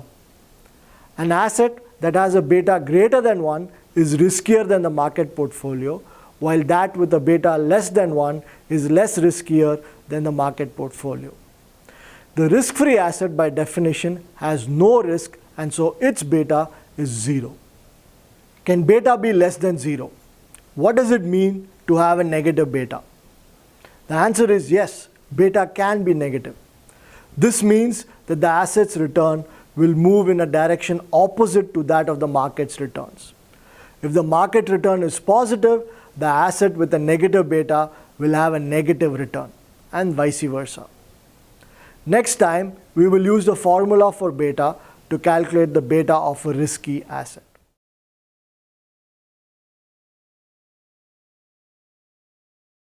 Learning outcomes. After watching this video, you will be able to calculate the covariance between a risky asset's return and the market's returns, calculate the beta of a risky asset given expected return, standard deviations, and covariances. Calculating the CAPM beta. Last time, we saw the mathematical form of the CAPM and the equation to calculate the CAPM beta. Now, we will apply this formula to calculate the betas of risky assets. Let's go back to our 3 risky asset case, but change the correlations a little. Remember, we saw that a portfolio that has negative weights for some risky assets cannot be a market portfolio. In our 3 risky asset example, Z has a negative weight in the mean variance efficient portfolio. To solve this problem, we'll change the covariances a little. We'll continue to assume that there are only 3 risky and 1 risk-free asset in the entire world. The expected return and standard deviation for X are 10% and 7% respectively. Similarly, for Y, we have 20% and 10% respectively, and for Z, we have 15% and 12% respectively. The covariance between X and Y is 0.0032. That between X and Z is 0.0013, and that between Y and Z is 0.0054. The risk-free rate is still 5%. Using Solver in Excel, you can confirm that the weights of X, Y, and Z in the mean variance efficient portfolio are 0.0546, 0.8424, and 0.1030 respectively. Since all the weights are positive, this mean variance efficient portfolio is a valid market portfolio. Remember how to calculate the expected return and standard deviation of returns for a portfolio. The expected return of the market portfolio is 0.0546 times 10% plus 0.8424 times 20% plus 0.1030 times 15%. Which gives us 18.94%.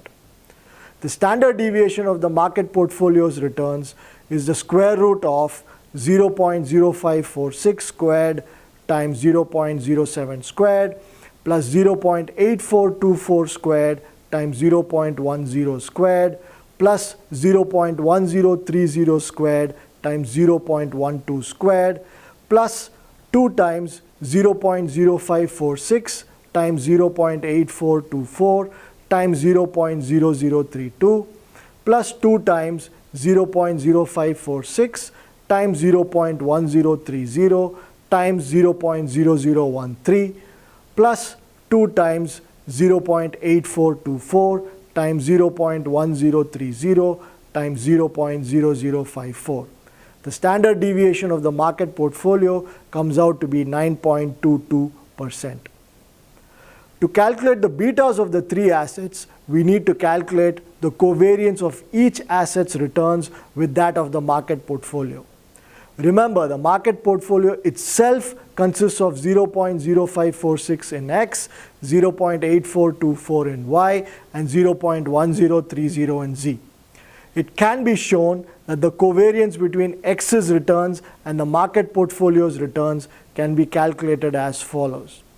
It is the covariance between X and 0.0546 of X plus the covariance between X and 0.8424 of Y plus the covariance of X and 0.1030 of Z. The covariance between X and X is nothing but the variance of X. So now we have 0.0546 times the variance of X plus 0.8424 times the covariance between X and Y plus 0.1030 times the covariance between x and z. This works out to be 0.0031. You can similarly calculate the covariances of y's returns and z's returns with the market portfolio's returns. They work out to be 0.0092 and 0.0061 respectively.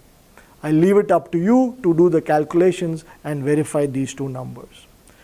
We can now calculate the betas of the three risky assets. For X, it is the covariance of its returns with the market portfolio's returns, which is 0.0031, divided by the variance of the market's returns, which is 0.0922 squared. The beta comes out to be 0.36. Similar calculations for Y and Z yield betas of 1.08 and 0.72 respectively. Please verify these numbers. Do note that Y has the highest expected return of 20% among the three risky assets, and its beta of 1.08 is also the highest. X, on the other hand, has the lowest expected return of 10% and also the lowest beta of 0.36. This is consistent with investors demanding a higher compensation in the form of higher expected returns for holding riskier, higher beta assets. Next time, we will define a plot of the CAPM, which is called the security market line, and compare it to the capital market line.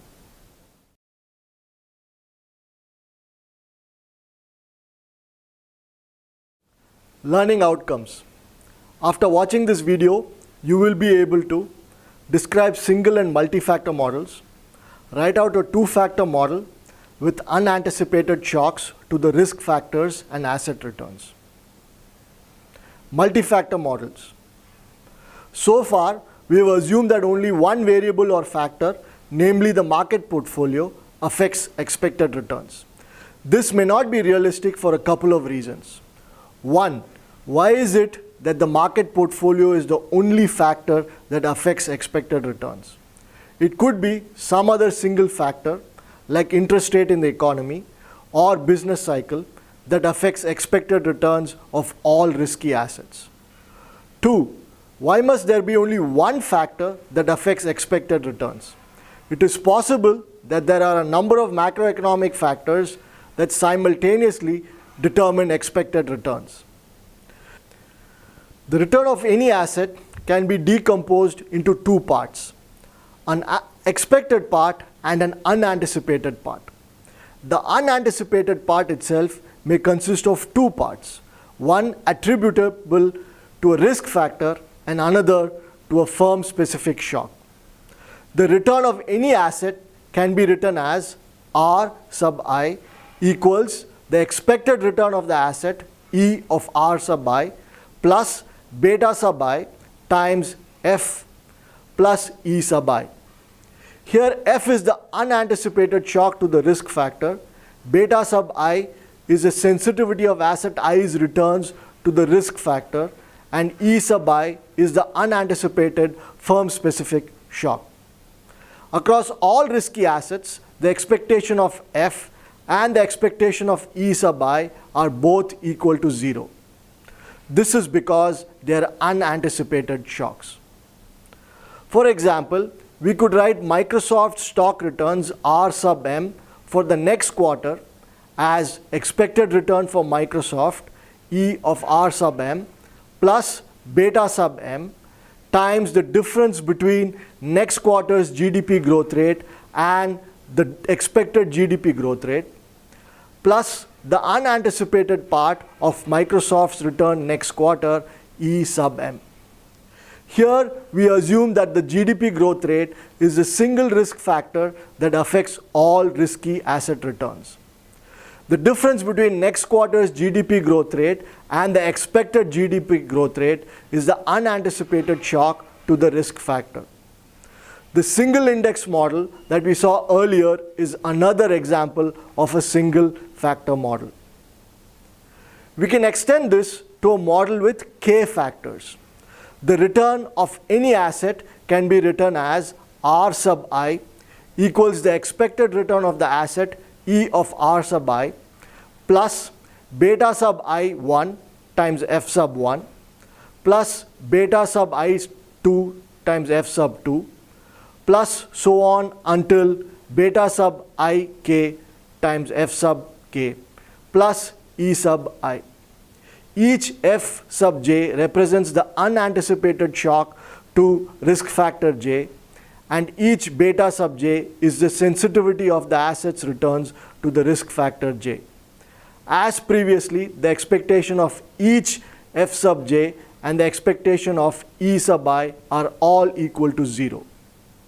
We can now extend the model for Microsoft's return next quarter, R sub m, as expected return for Microsoft, E of R sub m, plus beta sub m1 times the difference between next quarter's GDP growth rate and the expected GDP growth rate, plus beta sub m2 times the difference between next quarter's inflation and the expected inflation, plus the unanticipated part of Microsoft's return next quarter, E sub m.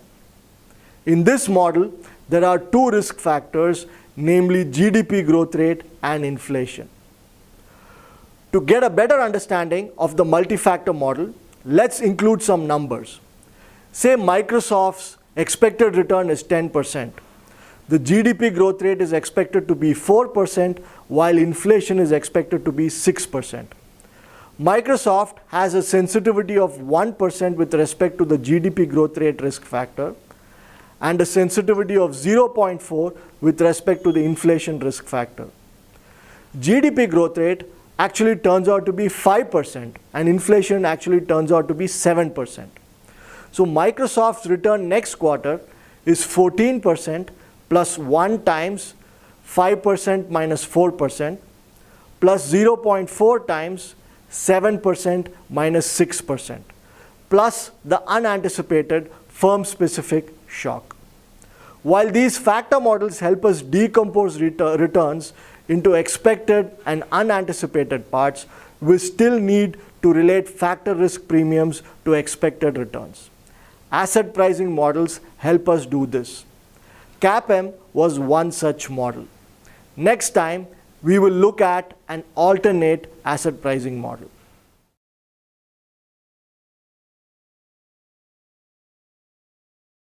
Learning outcomes. After watching this video, you will be able to understand the arbitrage pricing theory, use the arbitrage pricing theory to calculate expected returns. The arbitrage pricing theory. Asset pricing models relate expected returns and risk through factor betas. The most general asset pricing model, called the arbitrage pricing theory, APT in short, posits that the expected return of asset I, E of R sub I, is the risk-free rate, R sub F, plus beta sub I1 times RP sub 1, plus beta sub I2 times RP sub 2, plus so on until beta sub Ik times Rp sub k.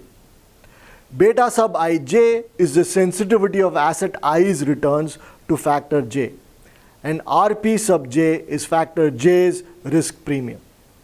The risk premium of each factor is the excess expected return over and above the risk-free rate that investors expect as compensation for holding 1 unit of the risk factor.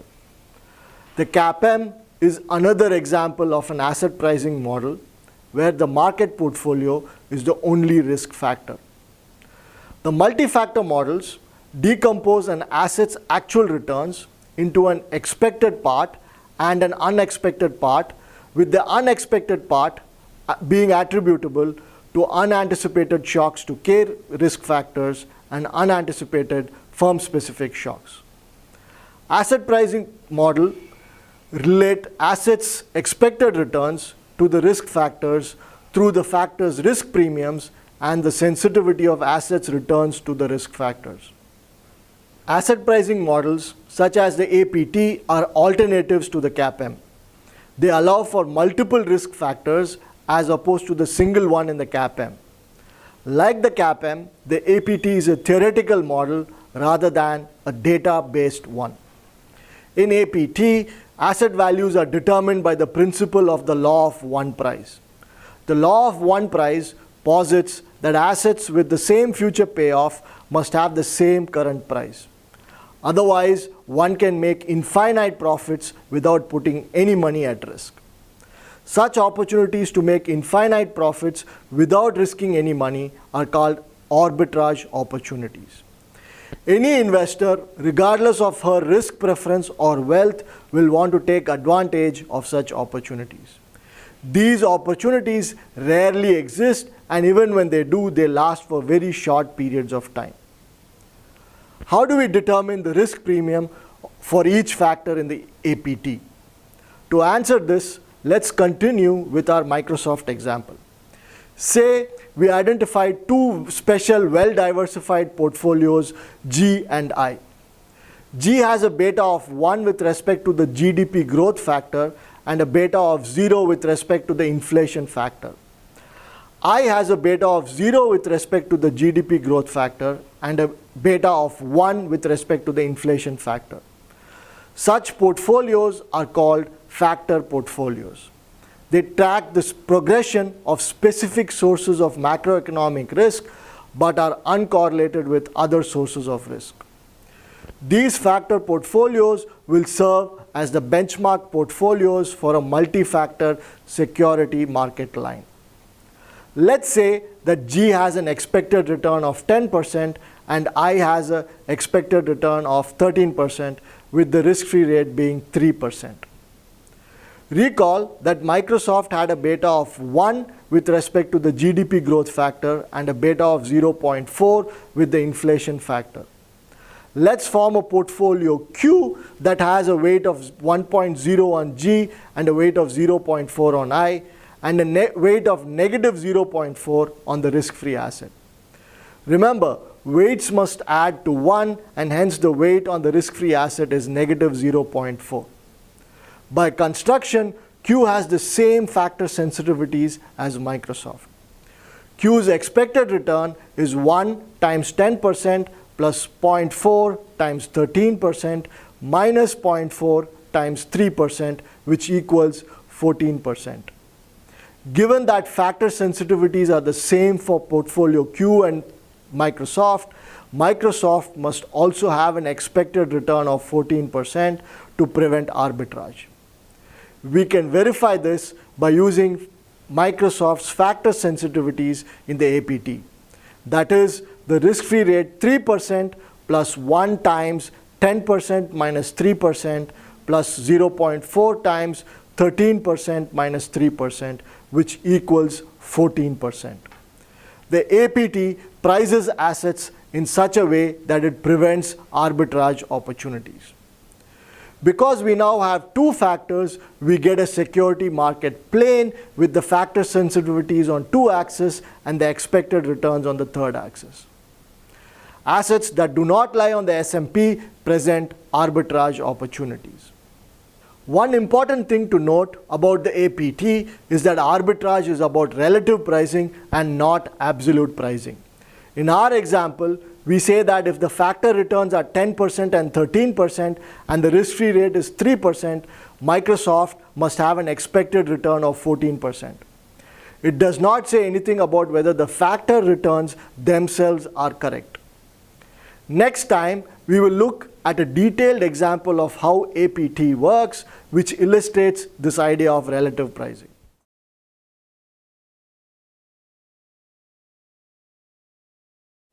Learning outcomes. After watching this video, you will be able to identify arbitrage opportunities, solve for factor sensitivities, given information on asset returns, and unanticipated shocks to the risk factors. Identifying arbitrage opportunities. Let's see how the APT works using an example. Suppose we have a world with only two time periods. Now, that is t equal to 0, and the next period, which is t equal to 1. It is uncertain which state the world will be in the next period. We could have two equally likely states, each with a probability of 50% of good and bad. We have data on 3 stocks. Microsoft stock price today is 25 and will be 40 in the good state and 20 in the bad state. Intel stock price today is 20 and will be 60 in the good state and 0 in the bad state. Coke stock price today is 22.5 and will be 55 in the good state and 15 in the bad state. Is there any arbitrage opportunity here? The answer is yes. Let's form a portfolio where we buy 1 share of Coke and short sell half a share each of Microsoft and Intel. The cost of setting up this portfolio is 1 times 22.5 minus 0.5 times 25 minus 0.5 times 20, which is 0. In the good state, the payoff from this portfolio is 1 times 55 minus 0.5 times 40 minus 0.5 times 60, which comes out to be 5. In the bad state, the payoff from this portfolio is 1 times 15 minus 0.5 times 20 minus 0.5 times 0, which comes out to also be 5. Regardless of whether the good or bad state occurs next period, the payoff from this portfolio is always 5. And there is no cost of setting this portfolio up today. There is no uncertainty or risk in its future payoff. You're always guaranteed to get 5. This is the idea of arbitrage. Guaranteed profits at no cost. One can scale up this strategy to make unlimited profits. Now, which of the 3 stocks is mispriced? Remember that APT is based on the idea of relative pricing. That is, given that 2 stocks are correctly priced, 1 is incorrectly priced. Let's assume that Microsoft and Intel are correctly priced and Coke at 22.5 is mispriced. Given that the prices of Microsoft and Intel are correct, what must be the correct price of Coke? We will use APT to determine Coke's correct price. As a first step, we need to identify risk factors. To keep things simple, we'll assume that there is only one risk factor, namely the business cycle factor. The business cycle factor takes a value of 1 in the good state and 0 in the bad state. The expected business cycle factor is the probability of the good state, which is 0.5 times 1, plus the probability of the bad state, which is also 0.5 times 0, which comes out to be 0.5. This means the unanticipated shock to the risk factor in the good state is 1 minus 0.5, which is 0.5, and that in the bad state is 0 minus 0.5, which is negative 0.5. These values for the shocks to the business cycle ensure that the expectation of the unanticipated shocks is 0. We will determine the correct price of Coke in the following 3 steps. 1. Determine the factor sensitivities or betas for Microsoft and Intel. 2. Determine the factor risk premiums using APT for Microsoft and Intel. 3. Use the APT equation to price Coke. We need the returns of Microsoft and Intel in the good and bad states. In the good state, Microsoft's return is 40 over 25 minus 1, which is 60%. In the bad state, its return is 20 over 25 minus 1, which is negative 20%. You can similarly calculate the returns of Intel in the good and bad states. I'll let you verify that these numbers are 200% and negative 100% respectively. Remember the single factor model. It says that the return can be decomposed into expected returns plus beta times the unanticipated shock to the risk factor. In this example, there is no unanticipated firm-specific shock. We can decompose Microsoft's returns in both the good and bad states. In the good state, it is 0.6 equals Microsoft's expected return plus beta sub m times 0.5. In the bad state, it is negative 0.2 equals Microsoft's expected return plus beta sub m times negative 0.5. We have 2 equations in 2 unknowns. Solving for Microsoft's expected return and beta sub m, we have 20% and 0.8 respectively. We can similarly set up the equations in the good and bad states for Intel and solve for its expected return and beta. You can see the equations on the slide. They come out to be 50% and 3 respectively. We will conclude this example next time by computing the risk premium for the single risk factor and then calculating the arbitrage-free price of Coke.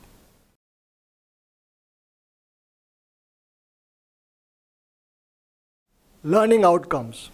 After watching this video, you will be able to solve for the risk premiums once we have the factor sensitivities, determine the arbitrage-free price of an asset given the prices of other risky assets, discuss a key drawback of the APT, the arbitrage-free price. Last time, we saw an example where Coke was incorrectly priced relative to Microsoft and Intel. Let's continue with that example. In this first step, we have solved for the factor sensitivities of Microsoft and Intel. In the second step now, we are going to solve for the risk premium using the APT. Write the APT for Microsoft and Intel. Remember, it says that the expected return equals the risk-free rate plus beta times the risk premium. We do not know the risk-free rate and the risk premium for the business cycle risk factor. We will have two equations, one each for Microsoft and Intel, and so we can solve for the two unknowns. For Microsoft, we have 0.2 equals the risk-free rate plus 0.8 times the risk factor premium. For Intel, we have 0.5 equals the risk-free rate plus 3 times the risk factor premium. Solving, we find that the risk-free rate is 9.09% and that the business cycle risk factor premium is 13.64%. Now for the third step. The APT must hold for all risky assets provided the no arbitrage condition holds. For Coke, the APT is the expected return of Coke equals 9.09% plus 13.64% times Coke's beta. This is one equation with two unknowns. How do we go about solving this problem? Assume that the correct price of Coke today is P. Let's write the single factor model for Coke in the good and bad states. In the good state, it is 55 over P minus 1 equals Coke's expected return plus 0.5 times Coke's beta.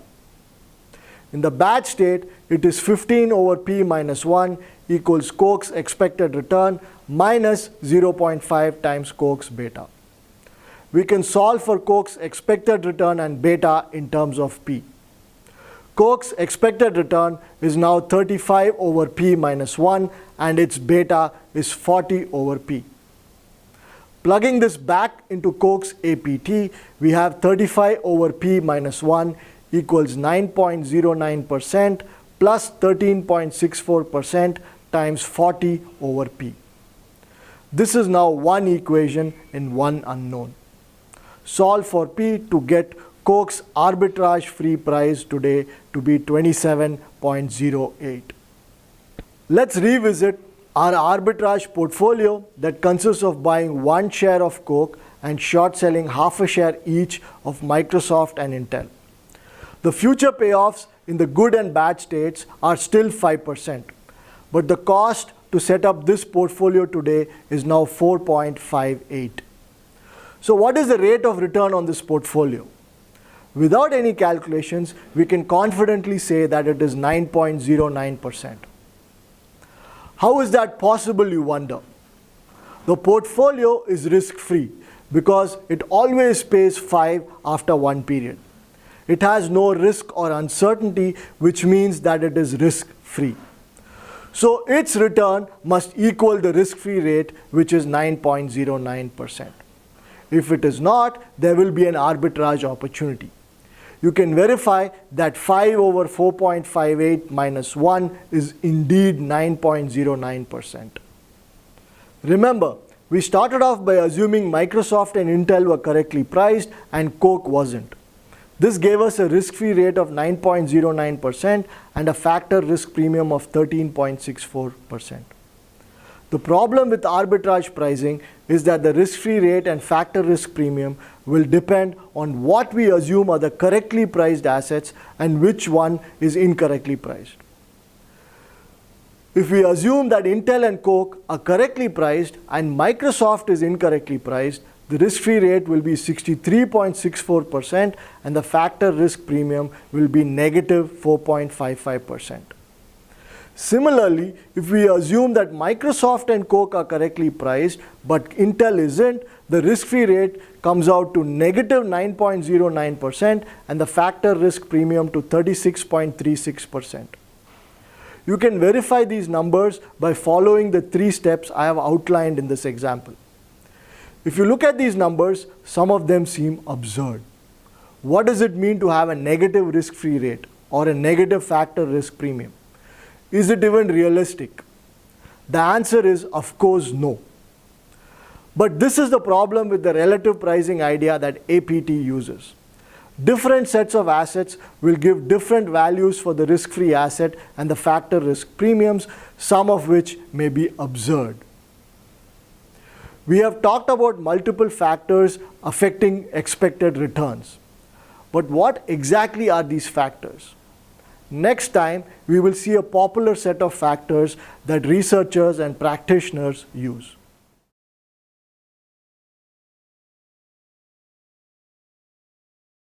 Learning outcomes.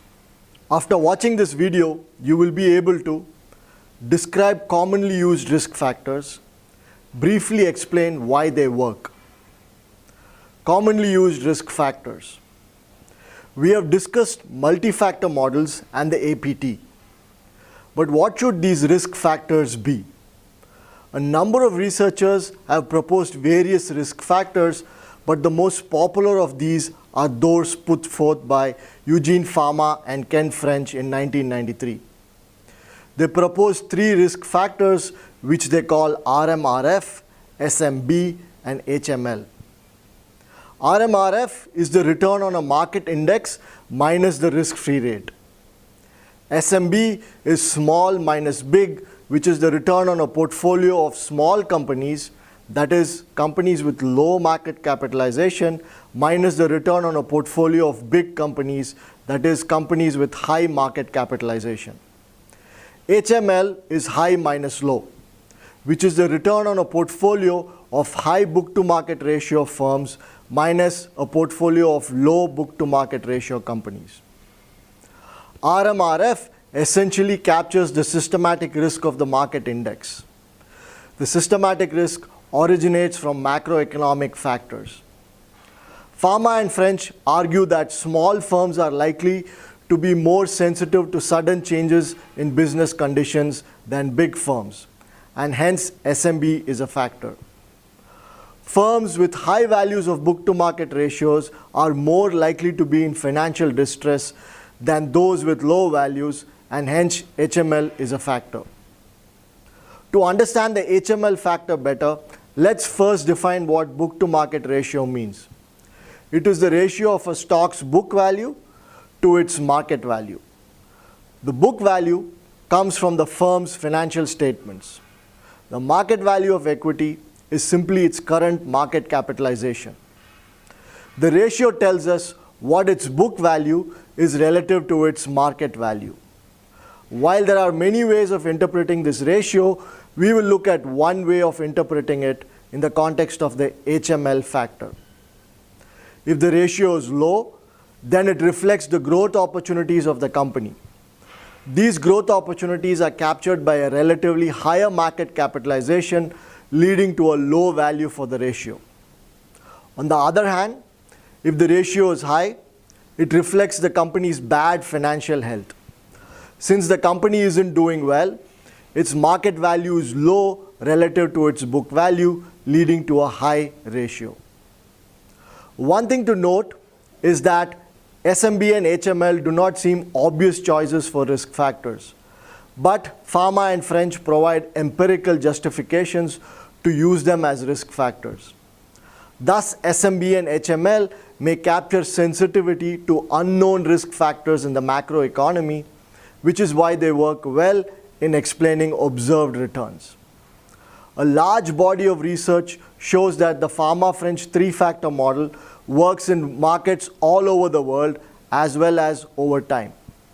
But the thing to note is that the model has worked well for the last 90 years or so, but there is no guarantee that it will work well for the next 50 or even 100 years. This is the problem with having empirical models rather than theoretical models like the CAPM or APT. In 1997, Mark Carhart added a fourth factor, one based on persistence in stock performance called the momentum factor, MOM.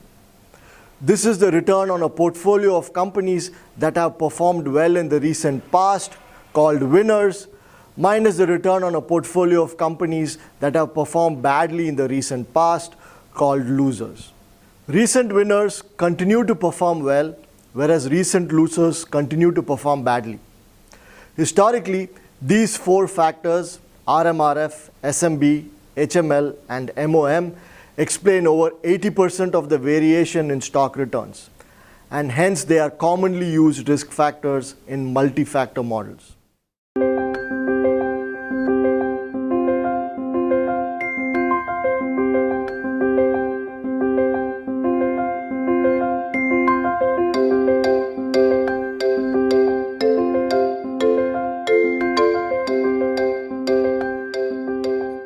In this video, we will start looking at the mechanics of trading.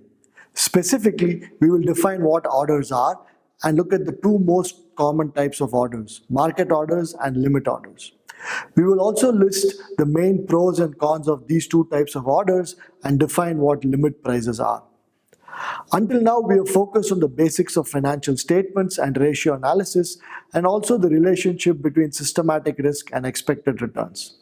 We now move on to our next topic, which is understanding the mechanics of trading on exchanges as well as measuring associated trading costs. The mechanics of trading will list common types of orders you can use while trading and illustrate how orders get executed on exchanges. Transaction costs eat into returns that you earn from your investments. So it is important to understand how to measure transaction costs and then use and manage your orders in such a way to minimize your transaction costs. The first step in understanding the trading process is to define what orders are. When you want to trade a financial security on an exchange, you have to send instructions to the exchange, typically through your broker. These instructions are called orders. An order must always specify the security or securities you want to trade, specify whether you want to buy or sell them, and the quantity you want to trade. The security is usually specified using a ticker symbol. For example, the ticker symbol for Amazon is AMZN, and that of Ford Motor Company is F. Your order may also include some other instructions like what price you're willing to trade at, when the order expires, if the order must be executed completely, which exchange the order must be sent to, etc. The simplest type of an order is called a market order. It includes only the three required instructions, that is, the security you want to trade, whether you want to buy or sell, and the number of shares you want to trade. For example, an order to buy 100 shares in Twitter is a market order. This order accepts whatever price is currently available in the market. There is almost no uncertainty in execution, but the price at which you buy these 100 shares is uncertain. At times, this uncertainty in price may not be a good strategy. For example, you may not be willing to pay more than $19 a share for Twitter shares, as you feel that at a greater price, there are no profits to be made from buying shares in Twitter. To avoid trading at a price that is unacceptable to you, in addition to the three instructions, you may also specify the price at which you're willing to trade. Such orders are called limit orders. They still include the three basic instructions, but also include a price as the fourth instruction. Since you're not willing to buy Twitter shares at above $19, your limit order could be to buy 100 shares in Twitter with a price of $19. This price is referred to as the limit price. For a buy order, the limit price ensures that you do not buy at a price greater than $19. The maximum price at which you could trade is $19. Prices lower than $19 are, however, acceptable. Similarly, for sell orders, the limit price is the least price at which you're willing to sell. Similarly, for sell orders, the limit price is the least price at which you're willing to sell. Say you send a limit order to sell 50 shares in Twitter with a limit price of $20. This ensures that you never sell the 50 shares at less than $20 a share, but any price equal to or greater than $20 is acceptable. With limit orders, you will not trade at unfavorable prices, but then its execution is uncertain. To summarize, with market orders, execution is certain, but price is uncertain. While with limit orders, execution is uncertain, but price is more or less certain. Your order choice will depend on whether you want quick execution or you want to control what prices you trade at. Most exchanges these days are what are called electronic limit order book markets. On these markets, traders submit limit and market orders and trade with each other. Next time, we will see how limit and market orders form the order book and interact with each other.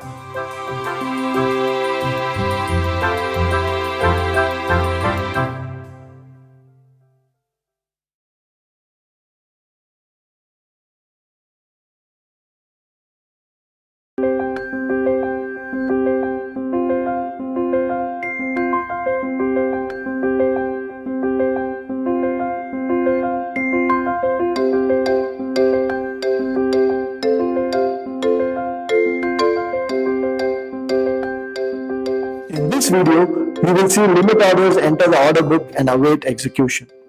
We will define what the best ask and bid prices are and what the bid-ask spread is. We will also define what depth is. Further, we will see how market orders and some types of limit orders interact with the order book, leading to trades. We will distinguish between marketable and standing limit orders. Let's illustrate the idea of an order book using an example. Consider the limit order book for some stock XYZ Incorporated. The order book currently is empty. A trader then sends in an order to sell 150 shares of XYZ Incorporated with a limit price of $40. For ease of reference, let's call the sell order S1. This order sits on the sell side of the book. The lowest price at which someone is willing to sell shares in a stock is referred to as the best ask price. This means that the current ask price is $40. A few seconds later, a buy order for 225 shares at a price of $39.95 enters the market. Let's call this buy order B1. The S1 is not willing to sell at a price lower than $40, while B1 is not willing to pay more than $39.95 to buy shares of XYZ. So the two orders cannot trade against each other. This new buy order sits on the buy side of the book. The highest price at which someone is willing to buy shares in a stock is referred to as the best bid price. The current best bid price after this limit buy order arrives is $39.95. Prior to that, there was no best bid price as there were no buy orders in the order book. The difference between the best ask price and the best bid price is called the bid-ask spread. In our example, this is 40 minus 39.95, which means that the bid-ask spread is 5 cents. Since both these orders did not execute immediately and instead entered the limit order book and await execution, they are sometimes referred to as standing or passive limit orders. These orders provide liquidity against which other traders who demand liquidity will trade. You can also see that if no other order arrives, these two orders will not execute. This is the execution uncertainty that we talked about last time. There is no guarantee that they will be executed or filled. Moving on, a few seconds later, another buy order B2 arrives at the market. This order is for 500 shares at a price of $39.97. You can verify that B2 will also not execute against S1 because the prices at which they are willing to trade do not match. However, B2 is at a higher price than B1 and so it improves on the best bid price. The new best bid price is $39.97 and the new bid-ask spread is 40 minus 39.97, which is 3 cents. To quickly summarize the order book at this point, there is one sell order at $40 for 150 shares. There is one buy order at $39.97 for 500 shares and another one at $39.95 for 225 shares. The number of shares available for trading at each price is referred to as the depth. The depth at the best ask price of $40 is 150 shares, and the depth at the best bid price of $39.97 is 500 shares. Next, we see a market order S2 to sell 300 shares arrive. Remember, market orders do not have any price restrictions and they will trade at the current market prices. Since this is an order to sell, it will interact with the buy orders in the order book. Specifically, it will start at B2, which is at the best bid price of $39.97 for 500 shares. S2 is only for 300 shares, so it will get executed or filled completely at $39.97. We will see a trade at $37.97 for 300 shares. In the case of S2, we can see that execution was instantaneous, and this goes back to our discussion of market orders having no execution uncertainty. After this trade, the best bid price stays at $39.97, but the depth at this price has gone down to 200 shares. The next order, S3 to arrive, is a sell order for 250 shares with a limit price of $39.95.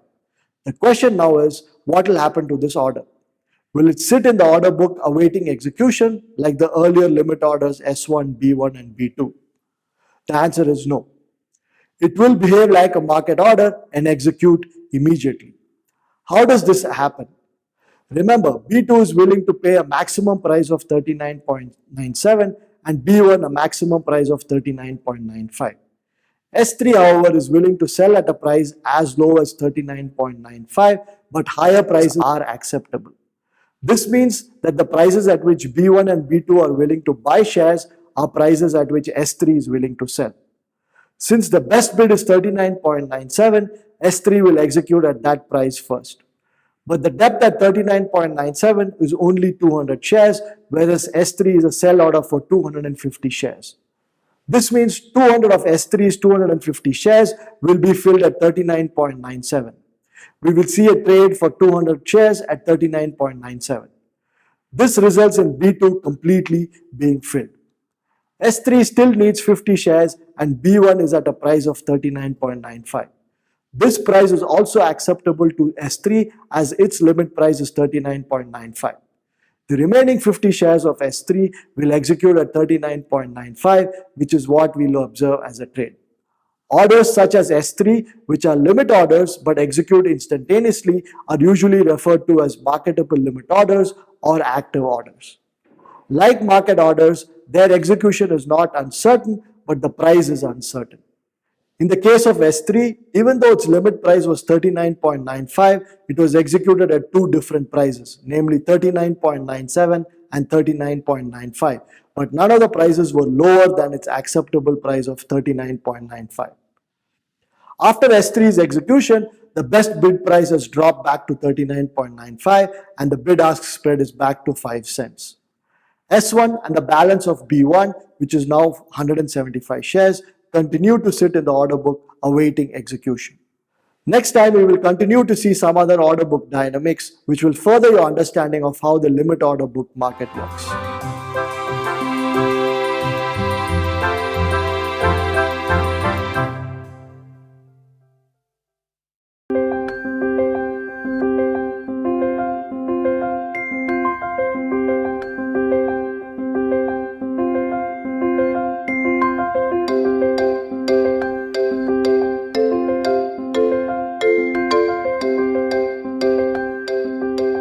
In this video, you will see what happens if a marketable limit order is unable to execute entirely because of its limit price restriction.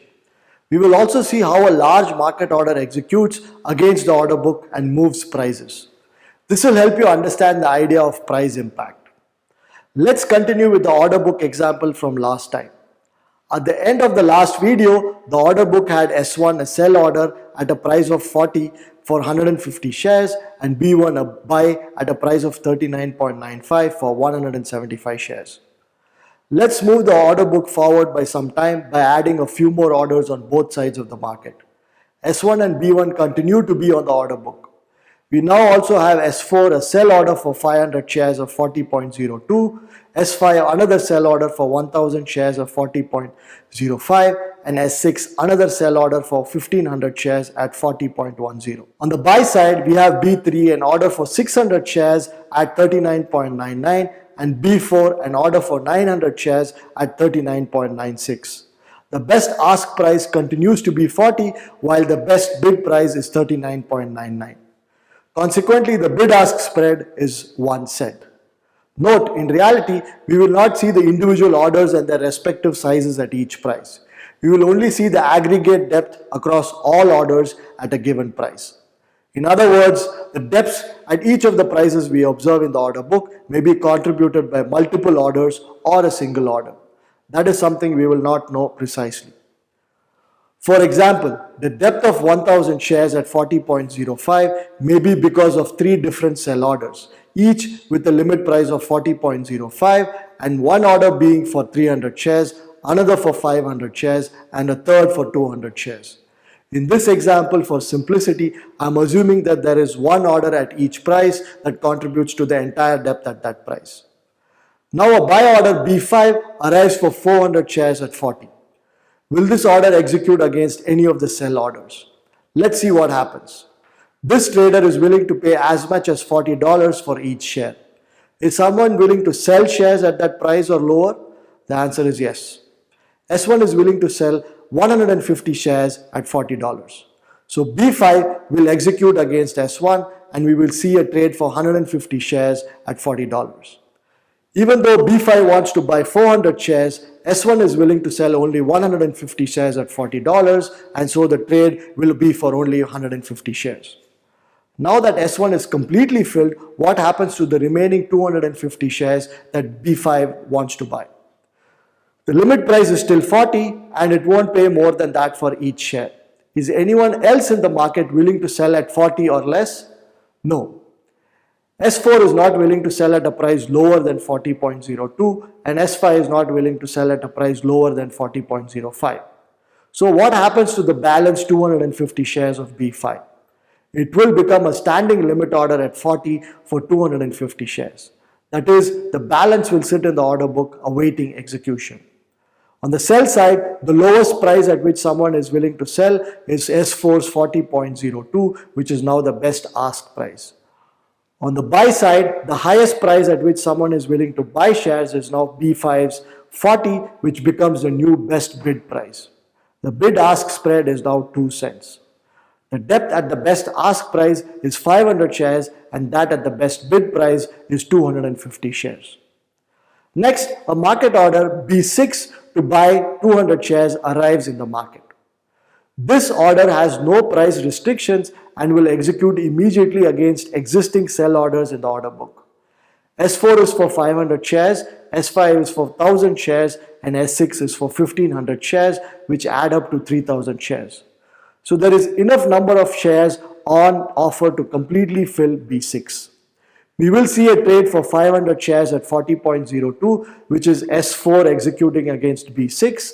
Another one for 1000 shares at 40.05, which is S5 executing against B6. And a third one for 500 shares at 40.10, which is S6 executing against B6. Here we can see the price uncertainty of market orders while execution itself was guaranteed.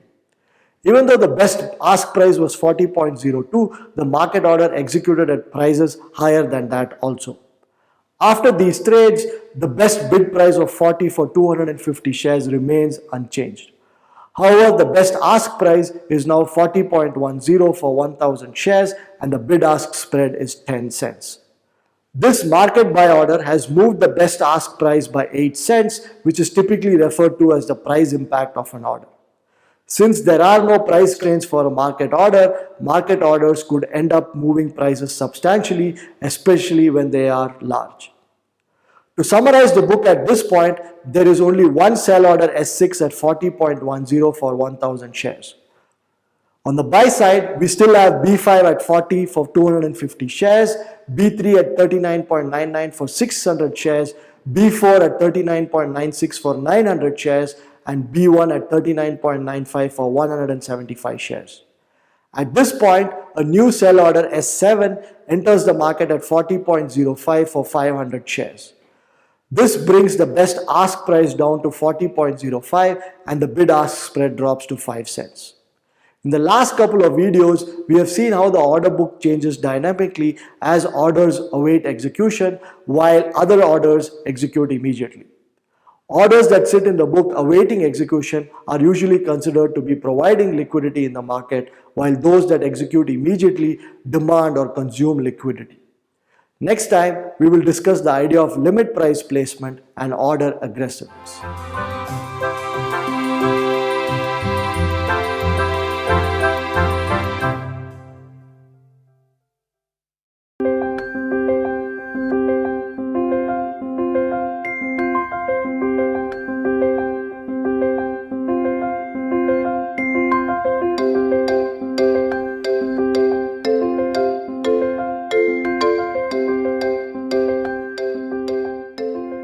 In this video, we will discuss the idea of limit price placement. That is, where does the limit price of your order lie relative to the best quotes? This leads to the idea of order aggressiveness. We will also introduce the idea of liquidity demanding and liquidity supplying orders. For this video, let's assume, unless noted otherwise, that the best ask is at $40 for 150 shares and the best bid is at $39.95 for 225 shares. An order's aggressiveness depends on how far its limit price is from the best quotes. Market orders are the most aggressive orders as they have no limit prices. Alternatively, you could consider market orders to sell as limit orders to sell with a limit price of 0 and market orders to buy as limit orders to buy with a limit price of infinity. Limit orders that fill completely almost instantaneously are also extremely aggressive. These are what we called earlier as marketable limit orders. Examples of such orders are when buy orders have a limit price greater than or equal to the best ask price and sell orders have a limit price less than or equal to the best bid price. With our best quotes of $40 and $39.95, an extremely aggressive sell order would have a limit price way below $39.95 and an extremely aggressive buy order would have a limit price way above $40. The lower the limit price of a sell order relative to the best bid price, the more aggressive it is. Similarly, the greater the limit price of a buy order relative to the best ask price, the more aggressive it is. For a given number of shares, a sell order with a limit price of 39.25 is far more aggressive than one with a limit price of 39.50. On the other side, a buy order with a limit price of 40.40 is far more aggressive than one with a limit price of 40.20. Limit orders that fill only partially when submitted are less aggressive and can be considered as the third most aggressive set of orders.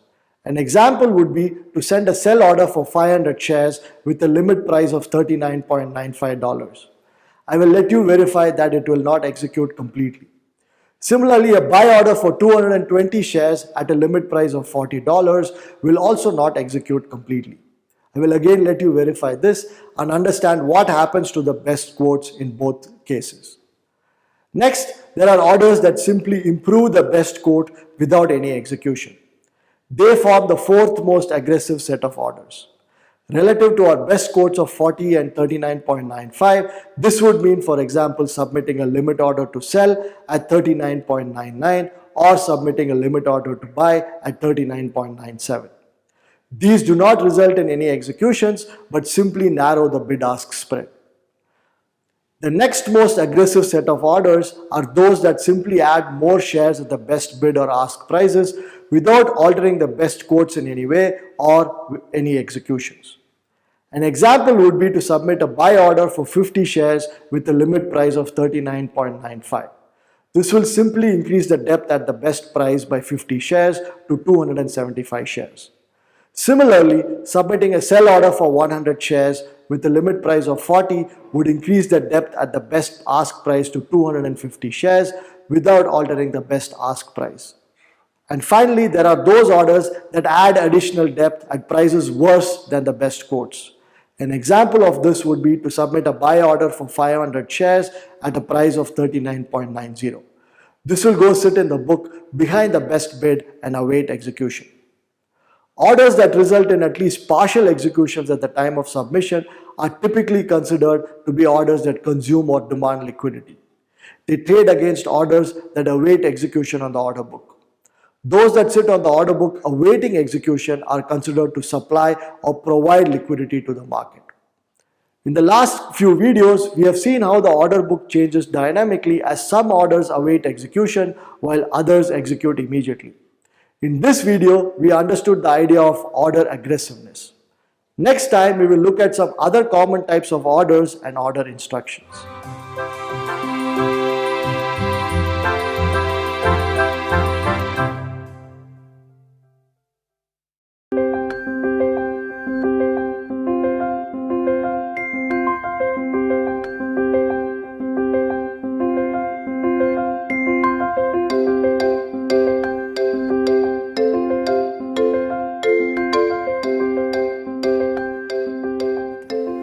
In this video, we will discuss what stop loss orders are and the purpose they serve.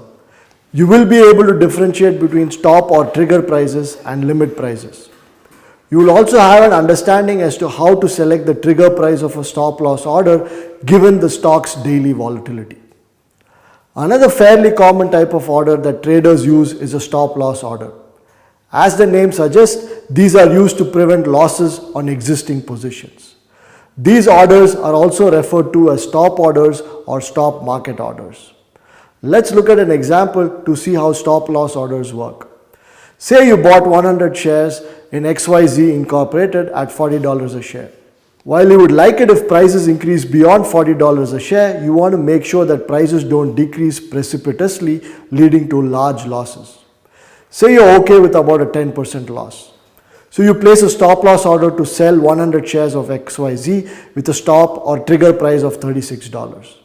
Stop loss orders are held separately and do not show up in the order book we saw in the previous videos. However, they still have to interact with orders in the regular order book for execution. Going back to our example, as long as trades are being executed at prices above $36, nothing will happen to your stop loss order.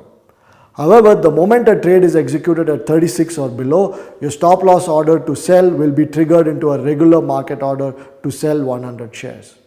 It will execute against orders sitting on the order book at whatever prices are available then. This may be at prices below or above $36, depending on how prices have moved after your order is triggered. While the time between it being triggered and it being executed may be small, a matter of less than a second usually, in extremely volatile conditions, price changes may be fairly substantial in even less than a second. It is important to understand the difference between the trigger price and the limit price. Let's say that I have a limit order to sell 100 shares at $36 as well as a stop loss order to sell 100 shares with a trigger price of $36. The limit order ensures that I never sell my shares at less than $36 a share. It guarantees the minimum price I will get for my 100 shares. On the other hand, in the case of the stop loss order, the order is activated or triggered when transaction prices reach $36 or below. Price uncertainty still exists even after the order is triggered, and the actual price at which you sell the shares may be above or below $36. That just depends on how quickly prices are changing in the market. Should you keep anything in mind while deciding the trigger price relative to the price at which you bought the shares? In our example, you were willing to take a 10% loss and hence you selected a trigger price of $36. What if the stock's returns had a daily volatility of 15%? The trigger price of your order is only 10% below the price at which you bought your shares, whereas the daily price fluctuations are typically larger than that. This means your stop loss order will likely be triggered during the course of a normal day of trading. This is not necessarily a good idea, as you should use stop loss orders only to protect yourself from loss-making sustained price movements and not regular volatility. Until now, we have assumed that when a stop loss order is triggered, it triggers a market order. We've already seen that this leads to price uncertainty, especially when prices are changing rapidly in the market. You could place stop loss orders that trigger limit orders. For such orders, in addition to a trigger price, you must also specify a limit price. So when the order is triggered, it tries to execute against existing limit orders in the order book, subject to not selling below the limit price. If the order cannot execute, it will become a passive order and sit in the book awaiting execution. While using a stop loss limit order reduces price uncertainty, it increases execution uncertainty. In fast moving markets, this could mean that your limit order does not execute after it is triggered. It may be better to use stop loss market orders as your guaranteed execution, though at possibly an additional loss. In this video, we have assumed that you buy shares and then restrict your losses by placing a stop loss order to sell. The opposite is also possible. That is, you sell shares now assuming that prices will drop, but then place a stop loss order to buy if prices increase. In this context, we have to understand the idea of short selling, which we will cover next time.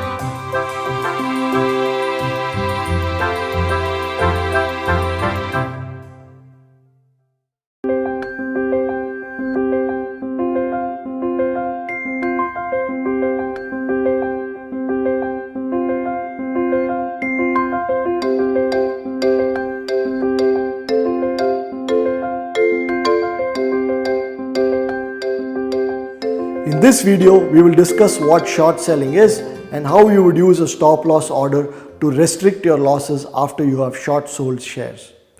Last time, we assumed that you buy shares and then restrict your losses by placing a stop loss order to sell. The opposite is also possible. Say you have information that the stock price is going to drop. Ideally, you would want to sell the shares now and buy them back after the stock prices drop. However, what if you do not own the shares? Can you still sell on the information that the stock price is going to drop? The answer is yes, through what is called short selling shares. Essentially, short selling means that you sell something that you do not own. How do you do that? By borrowing shares from someone and selling them with a promise to return the borrowed shares at a future date. This is similar to taking a loan. In a loan, you borrow cash and promise to pay it back by some future date. In the case of short selling, the loan is for shares and not cash. Various countries have regulations on how this borrowing may be done. Some countries may completely ban it, while others may ban it from time to time for various reasons. You will have to check if and how you can borrow shares on your local exchange. I do want to add a word of caution here that short selling is extremely risky because stock prices in general increase over longer horizons of time. It is not meant for everyone and also not advisable to hold such positions over long periods of time. Let's say that you expect the share price of XYZ to decrease. Because you don't own shares of XYZ, you decide to short sell shares in XYZ. You are able to short sell 100 shares at $40 a share. If your information is right, then prices will decrease, you will buy the 100 shares back at a lower price and return the borrowed shares. However, if you're wrong, then prices may increase, leading to losses because you still have an obligation to return the borrowed shares. You will have to buy the shares back at higher prices, which result in losses. To prevent really large losses on account of price increases, you enter a stop loss order to buy 100 shares at $44 a share. You're willing to lose around 10% on this transaction. As long as the stock trades at prices below $44, your stop loss order to buy isn't triggered. However, the moment the stock trades at $44 or higher, it will trigger your stop loss order, which will convert to a market order and will try to execute against limit orders in the order book. Remember, a stop loss order at $44 doesn't guarantee purchases at $44 or lower. The order is activated when the stock price reaches $44. The actual price at which you buy the shares may be greater than or less than $44. There is still price uncertainty, and this is especially higher when prices are changing rapidly. To reduce this price uncertainty, you could place a stop loss order with a limit price. When triggered, this would send a limit order to the market, which will try to execute against the order book, subject to not exceeding the limit price. However, it is common practice to place stop loss market orders rather than stop loss limit orders because there is some urgency in getting the order executed. We will continue talking about different types of orders that traders may place in the market next time. We will look at various additional instructions you may attach to an order.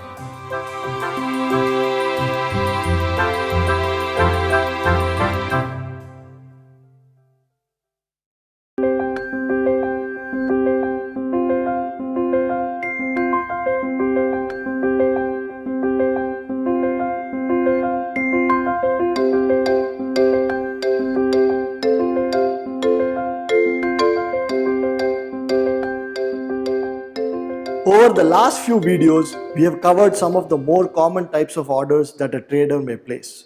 This includes market orders, limit orders, and stop loss orders.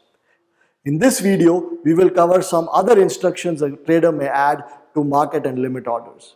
These instructions may be broadly classified into validity, quantity, and display instructions. These additional instructions are not commonly used but are still used in significant numbers to serve specific purposes. The first set of order instructions we will look at are validity instructions. Under this, the first type of order with instructions is day orders. These orders are valid only for the day on which the trader places them. If unexecuted by the end of the day on which they were placed, they are automatically cancelled. These would typically be limit orders rather than market orders, as the latter would execute almost instantaneously. Looking at other validity instructions, we have orders that are valid until some future date or event. These are broadly called good till orders. We have good till cancel orders, GTC orders in short. These orders are valid until execution or cancellation by the trader, whichever happens first. They could be valid for less than or longer than a day. We then have good till week, GTW, good till month, GTM, and good till day, GTD orders. GTW orders are valid for the week in which they are submitted and automatically cancelled if still unexecuted at the end of the week. Similarly, GTM orders are valid for the month in which they are submitted and again are automatically cancelled if still unexecuted at the end of the month. For GTD orders, they are valid until a specified calendar date, after which they are cancelled if still unexecuted. In derivative markets, we have good till expiration, GTE orders. Unlike stocks, derivatives are finite-lived securities and expire on a specific calendar date. In these markets, you may submit orders that are cancelled on the derivative's expiration date if still unexecuted. While good till orders are valid until a specific time, date, or event, there are orders that are valid only after a specified time or date. These are called good after time or good after date, GAT orders. These orders may be executed only after a specified date or time. Then there are orders that may be executed only at the time the market opens or closes. We have market on open and market on close orders. Market on open orders are market orders that will execute when the market opens for the trading day. This order is usually used when the market opens with a call auction. Similarly, market on close orders are market orders that can be executed only at the closing price for the day. We then have orders that will execute only if certain quantity conditions are met. Otherwise, they are automatically cancelled. The first of this type of orders is immediate or cancel orders, IOC orders. They are also called good on-site orders. The order must execute immediately at its limit price or better. Any unexecuted part is cancelled immediately. Given its limit price, if no part of the order can be executed immediately, then the entire order is cancelled right away. A slight variation of this order type is the fill or kill, FOK orders. Here the entire order must be executed immediately or cancelled in its entirety. Partial executions of FOK orders are not allowed, while partial executions of IOC orders are acceptable. While FOK orders require full execution immediately or will be cancelled entirely, we have all or none AON orders which require full execution but do not demand immediacy in execution. They will wait in the order book until they can be executed completely in a single shot. We also have minimum volume orders which require a minimum quantity to be executed. Otherwise, the order won't execute. The final set of order instructions is display instructions. Display instructions typically apply to limit orders that sit in the order book awaiting execution. In such cases, other traders may be able to infer some information and trade ahead of the orders in the order book. This may move prices away from the orders, leading to non-execution of these orders. To prevent this from happening, traders may choose hidden orders or iceberg orders. Hidden orders are completely invisible in the order book and their existence is unknown unless there is a trade. Let's look at a simple example. The displayed best bid and offer prices are currently at 40 and 40.05 respectively. You submit a market order to buy shares, expecting it to trade at 40.05, the best ask price. However, you see that it executes at a slightly lower price of say 40.03. This suggests that there is a hidden order at 40.03. This is the only way to uncover these orders in the order book. A related type of order is an iceberg order. You may submit an order to sell 1000 shares with an instruction to reveal only 100 shares at a time. Once the first 100 shares are executed completely, the next 100 shares are revealed in the order book. This continues until the order is completely executed or cancelled. A final type of order, which does not fall into the three broad buckets of orders we have identified, are spread orders. They are usually possible only on derivatives exchanges. With spread orders, you try to buy a security with a particular expiration date and try to sell a related security with a different expiration date. These orders could be any combination. These orders could be a combination of market and limit orders. An important thing to keep in mind with regards to the various order instructions is that on most exchanges, including additional instructions or constraints would simply delay order execution. Exchanges give first priority to orders with no conditions attached. So regular market orders and limit orders with no additional instructions would typically execute before any other type of orders. The only exception are IOC and FOK orders, which by design demand immediate execution or cancellation. While deciding on whether to add any additional conditions to your order, determine if they are necessary. The trade-off is that including additional instructions may get you the execution you want, but the downside is that it may delay execution. Which is more critical to you? At times, you may be better off with immediate execution, whereas at other times, you may be better off with including additional instructions to your order. Also, while we have talked about a number of order instructions, they may not all be permitted on every exchange. Make sure that you know which orders are permitted and which aren't before deciding on your order submission strategy. Next time, we will talk about the idea of liquidity and its various dimensions. It is important to understand liquidity because it helps us better understand costs that we incur when we trade.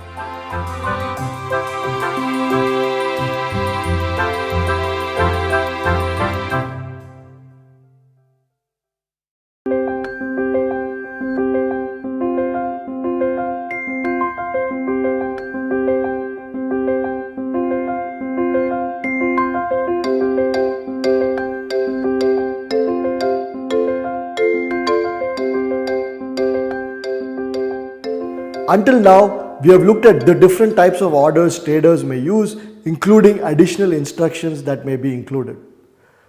Next, we turn to understanding what liquidity is. We will also look at the various dimensions of liquidity.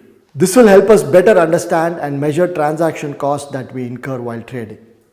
Let's first formally define what liquidity is. It is the ability to trade quickly, in the quantity you want, and at a low cost. It is one of the most important characteristics of an exchange. There is a common saying that liquidity begets liquidity. Regulators and exchanges aspire to have highly liquid marketplaces as this attracts traders in large numbers, thereby increasing liquidity even more. There are a number of dimensions of liquidity. The first is immediacy. It tells us how quickly can trades of a given size be executed at a given cost. For example, say you want to buy 100 shares of a stock and do not want to pay more than 5 cents a share in transaction cost. How long will it take for you to execute this order? If you buy the 100 shares at a cost of 5 cents a share almost immediately, the market is extremely liquid as it provides a high level of immediacy. A second dimension of liquidity is the width of the market.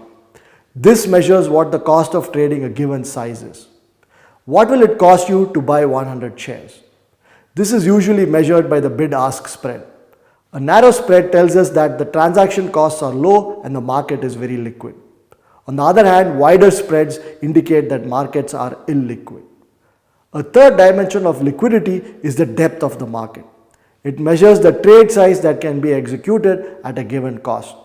For example, if the bid-ask spread is 5 cents, how many shares can be traded without changing the spread? If there are a large number of shares to be bought and sold at the best bid and ask prices, then you can trade a large order without moving prices much. Here again, we would prefer markets with high depth. The fourth dimension of liquidity is resiliency. It tells us how quickly prices revert to previous levels after a large trade is executed. For example, say an order for 10,000 shares moves prices by 50 cents and the bid-ask spread widens from 5 cents to 55 cents. If traders refill the order book quickly and bring down prices by 50 cents and the bid-ask spread back to 5 cents, then the market is said to be resilient. A liquid market is where traders can execute large orders with minimal price impact almost instantaneously. Even when prices move on account of a large order, markets are liquid if prices revert quickly. Next time, we will start discussing how to measure transaction costs and the various benchmarks we use for it.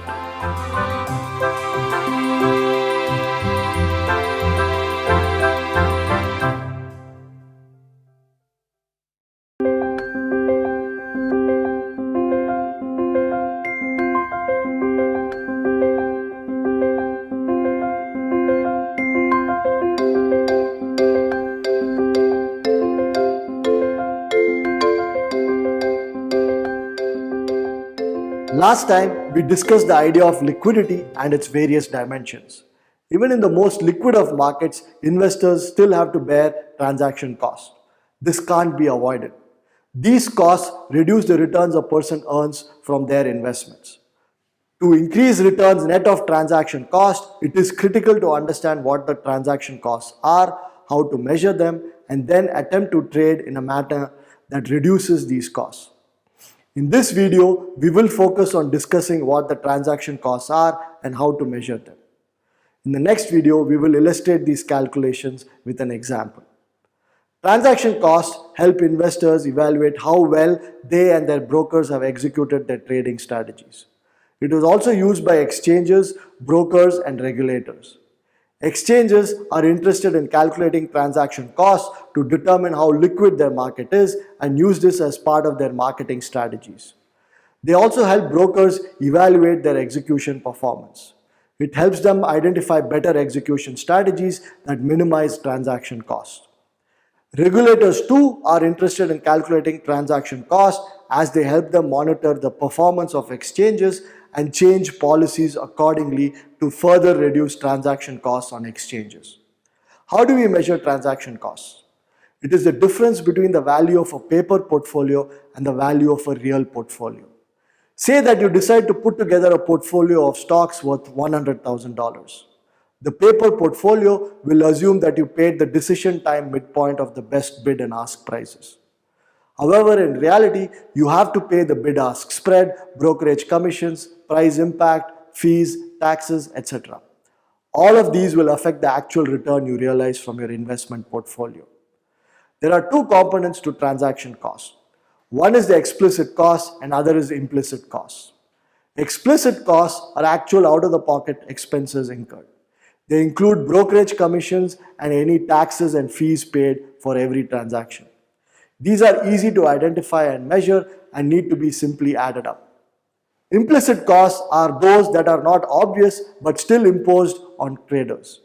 These include spreads, market impact costs, opportunity costs, delay costs, etc.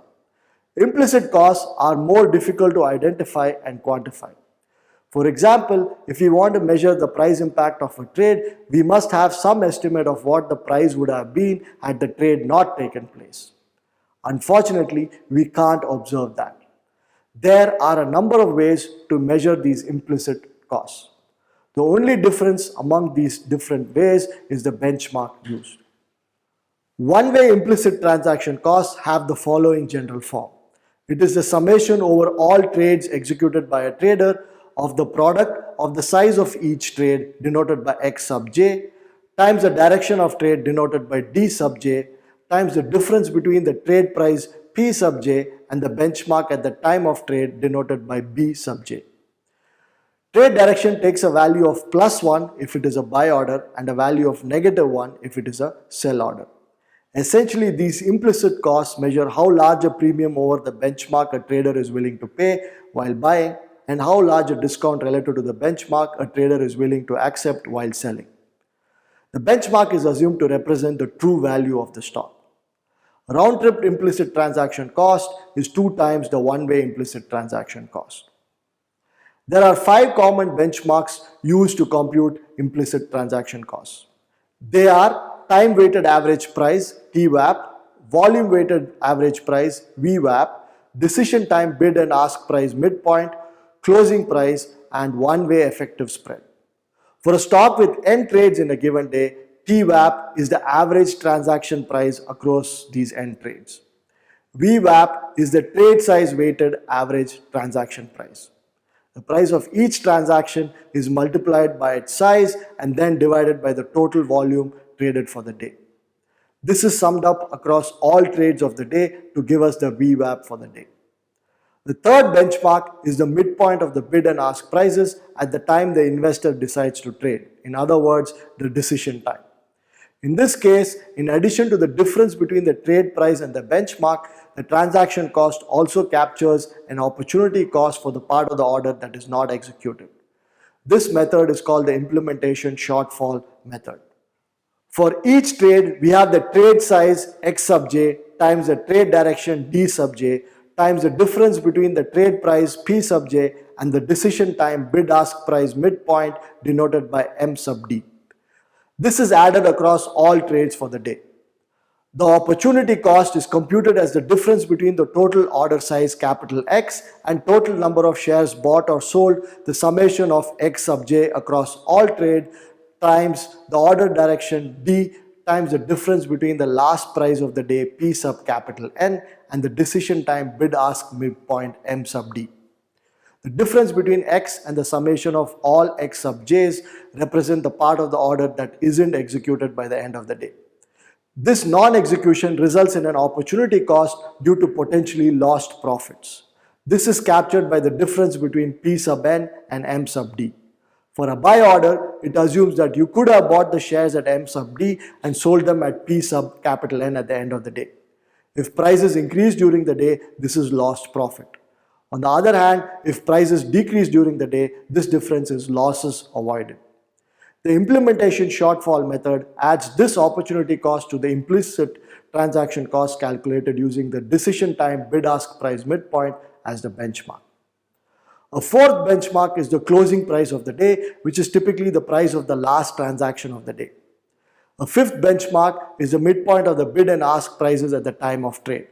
There are a few other benchmarks that traders use which we won't focus on. Nevertheless, I will list them here.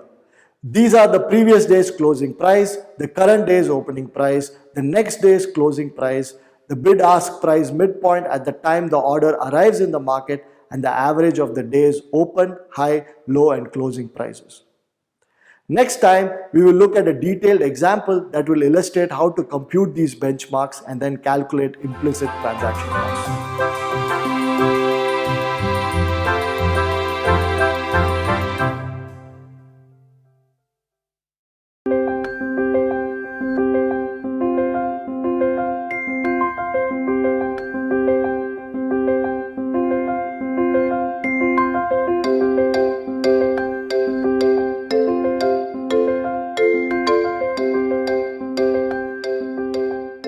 Last time, we discussed that it is important to account for transaction costs as they reduce the returns investors earn.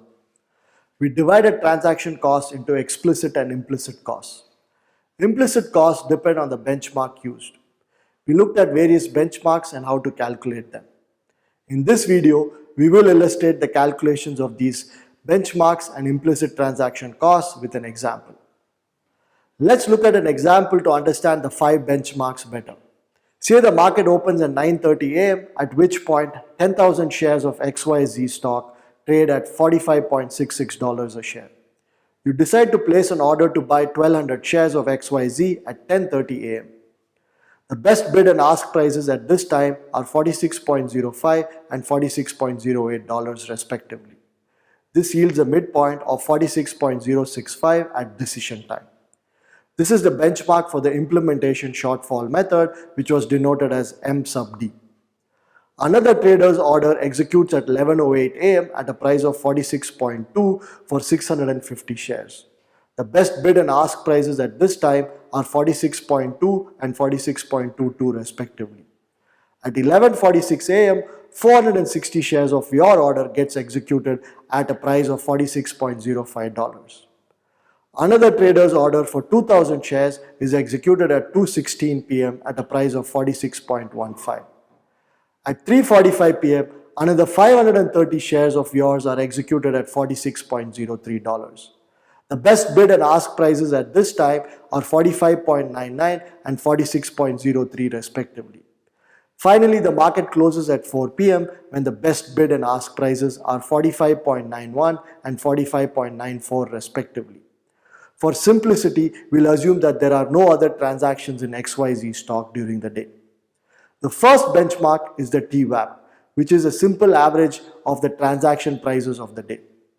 Transactions were executed at 45.66, 46.20, 46.05, 46.15, and 46.03. Adding these 5 numbers and dividing by the total number of transactions for the day, which is 5, yields a TWAP of 46.018. The implicit transaction cost is a summation across all trades of trade size times the trade direction times the difference between the trade price and benchmark. In this case, since you're buying, trade direction is +1 in all our calculations. Your transaction cost is 460 times 46.05 minus 46.018 plus 530 times 46.03 minus 46.018, which gives us a transaction cost of $21.08. The second benchmark is the VWAP. It is a trade size weighted average price for the day. On this day, the first transaction was for 10,000 shares at 45.66, the second one for 650 shares at 46.2, the third one for 460 shares at 46.05, the fourth one for 2,000 shares at 46.15, and the fifth one for 530 shares at 46.03. The VWAP is 10,000 times 46.66 plus 650 times 46.20 plus 460 times 46.05 plus 2000 times 46.15 plus 530 times 46.03 divided by the total number of shares traded for the day, which is 10,000 plus 650 plus 460 plus 2000 plus 530. The VWAP works out to 45.785. Given this, we can calculate your transaction cost as 460 times 46.05 minus 45.785 plus 530 times 46.03 minus 45.785, which gives us a transaction cost of 251.64. Since the opening price was a large trade at a very low price, VWAP is far lower than TWAP, which leads to a significantly higher implicit transaction cost when we use VWAP as a benchmark. The third benchmark is the bid-ask midpoint at decision time. You decide to buy 1200 shares at 10:30 a.m. when the midpoint was 46.065. The transaction cost hence is 460 times 46.05 minus 46.065 plus 530 times 46.03 minus 46.065, which gives us a transaction cost of negative $25.45. Interestingly, your transaction cost now is negative as both your transactions are at prices below the decision time midpoint. This method also captures the opportunity cost of not executing the order completely. Out of the 1200 shares you wanted to buy, you ended up buying only 460 plus 530, which is 990 shares. So the opportunity cost is on 1200 minus 990, which is 210 shares. The closing price for the day is the price of the last trade of the day, which is 46.03. So the opportunity cost is 210 times 46.03 minus 46.065, which is a negative $7.35. Adding the opportunity cost of negative 7.35 to the transaction cost of negative 25.45 yields implicit transaction cost of negative 32.80 through the implementation shortfall method. In this case, prices decreased after you decided to buy shares and hence the transaction costs are negative. In this case, the delay in execution worked in your favor and helped you save money. Had prices increased, you would have incurred a cost. The fourth benchmark is the closing price. The price of the last transaction is 46.03. So the transaction cost here is 460 times 46.05 minus 46.03 plus 530 times 46.03 minus 46.03, which gives us a transaction cost of $9.2. Here prices decrease towards the end of the day and hence you buy at prices higher than the benchmark. The last benchmark is the bid-ask midpoint at the time of trade. Since you had two transactions, we have to determine the benchmark separately for each transaction. The bid-ask midpoint for the first transaction was 46.035 and that for the second transaction was 46.01. Hence, the one-way effective spread is 460 times 46.05 minus 46.035 plus 530 times 46.03 minus 46.01, which gives us a one-way effective spread of $17.5. The one-way effective spread will usually be positive as traders will buy at prices above the bid-ask midpoint at the time of trade and sell at prices below the midpoint at the time of trade. In our example, the various benchmarks have yielded very different values of transaction costs. There isn't one correct or wrong value. Since the benchmarks are different, each will yield a different value. These will usually be affected by how prices move during the day.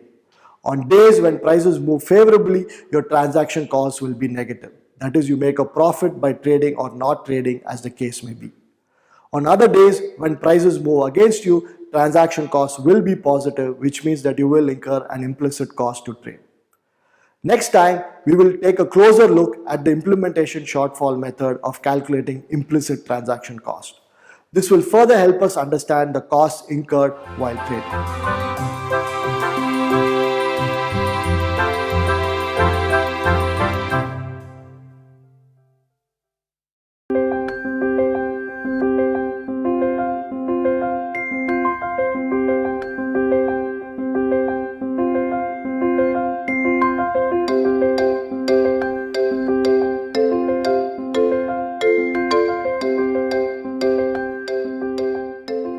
Over the last few videos, we have discussed the importance of transaction costs, the two types of transaction costs, and how to calculate them using various benchmarks. One particular way of calculating transaction costs is the implementation shortfall method. It measures costs from decision time and also includes an opportunity cost for the unexecuted part of an order. In this video, we will break down the implementation shortfall method into four separate components, namely delay costs, change in midpoint cost, effective spread cost, and opportunity cost. This will help us better pinpoint what is likely causing our transaction cost to be very high or very low. We will illustrate computation of these four components using an example. Let's first define the four components of the implementation shortfall method and how to compute them. Then we will revisit our example from last time and calculate the value of each of these components. The first component is the delay cost, which captures the cost due to the delay between deciding to trade and the order's arrival in the market. To compute the delay cost, we need the bid-ask midpoint at decision time as well as at arrival time. The delay cost is the total order size capital X times order direction times the difference between arrival time bid-ask midpoint M sub 0 and the decision time midpoint in arrival time and execution time. For each trade, it is the trade size X sub j times the order direction times the difference between the execution midpoint M sub j and arrival time midpoint M sub 0. This is summed up across all your trades. The third component is the effective spread cost. This is something we have already discussed. For each trade, it is the trade size X sub j times the order direction times the difference between trade price P sub j and execution time midpoint M sub j. This is summed up across all your trades. Finally, the opportunity cost is the loss due to the non-executed part of your order. It is the difference between your order size capital X and the total quantity traded, which is the sum of all X sub j's times the order direction times the price of the last trade of the day P sub n minus the arrival time midpoint M sub 0. Let's revisit our earlier example. Your order size capital X is for 1200 shares. Your order direction is +1 as you want to buy shares. Decision time midpoint M sub D is 46.065. Arrival time midpoint M sub 0 is 46.15. Midpoint at the time of your first trade is 46.035. That at the time of your second trade is 46.01. And the price of the last trade of the day P sub N is 46. The delay cost is 1200 times 46.15 minus 46.065, which is $102. Prices increase after your decision to buy, and hence there is a huge delay cost of $102. Had prices decreased during this period, the delay cost would have been negative. Change in midpoint cost is 460 times 46.035. Change in midpoint cost is 460 times 46.035 minus 46.15 plus 530 times 46.01 minus 46.15, which is a negative 127.10. Your change in midpoint costs are negative as the midpoint decrease between order arrival and order execution. Since you're buying, this price decrease is favorable and is represented by a negative cost. The third component is the effective spread cost. We already calculated this to be $17.5 last time.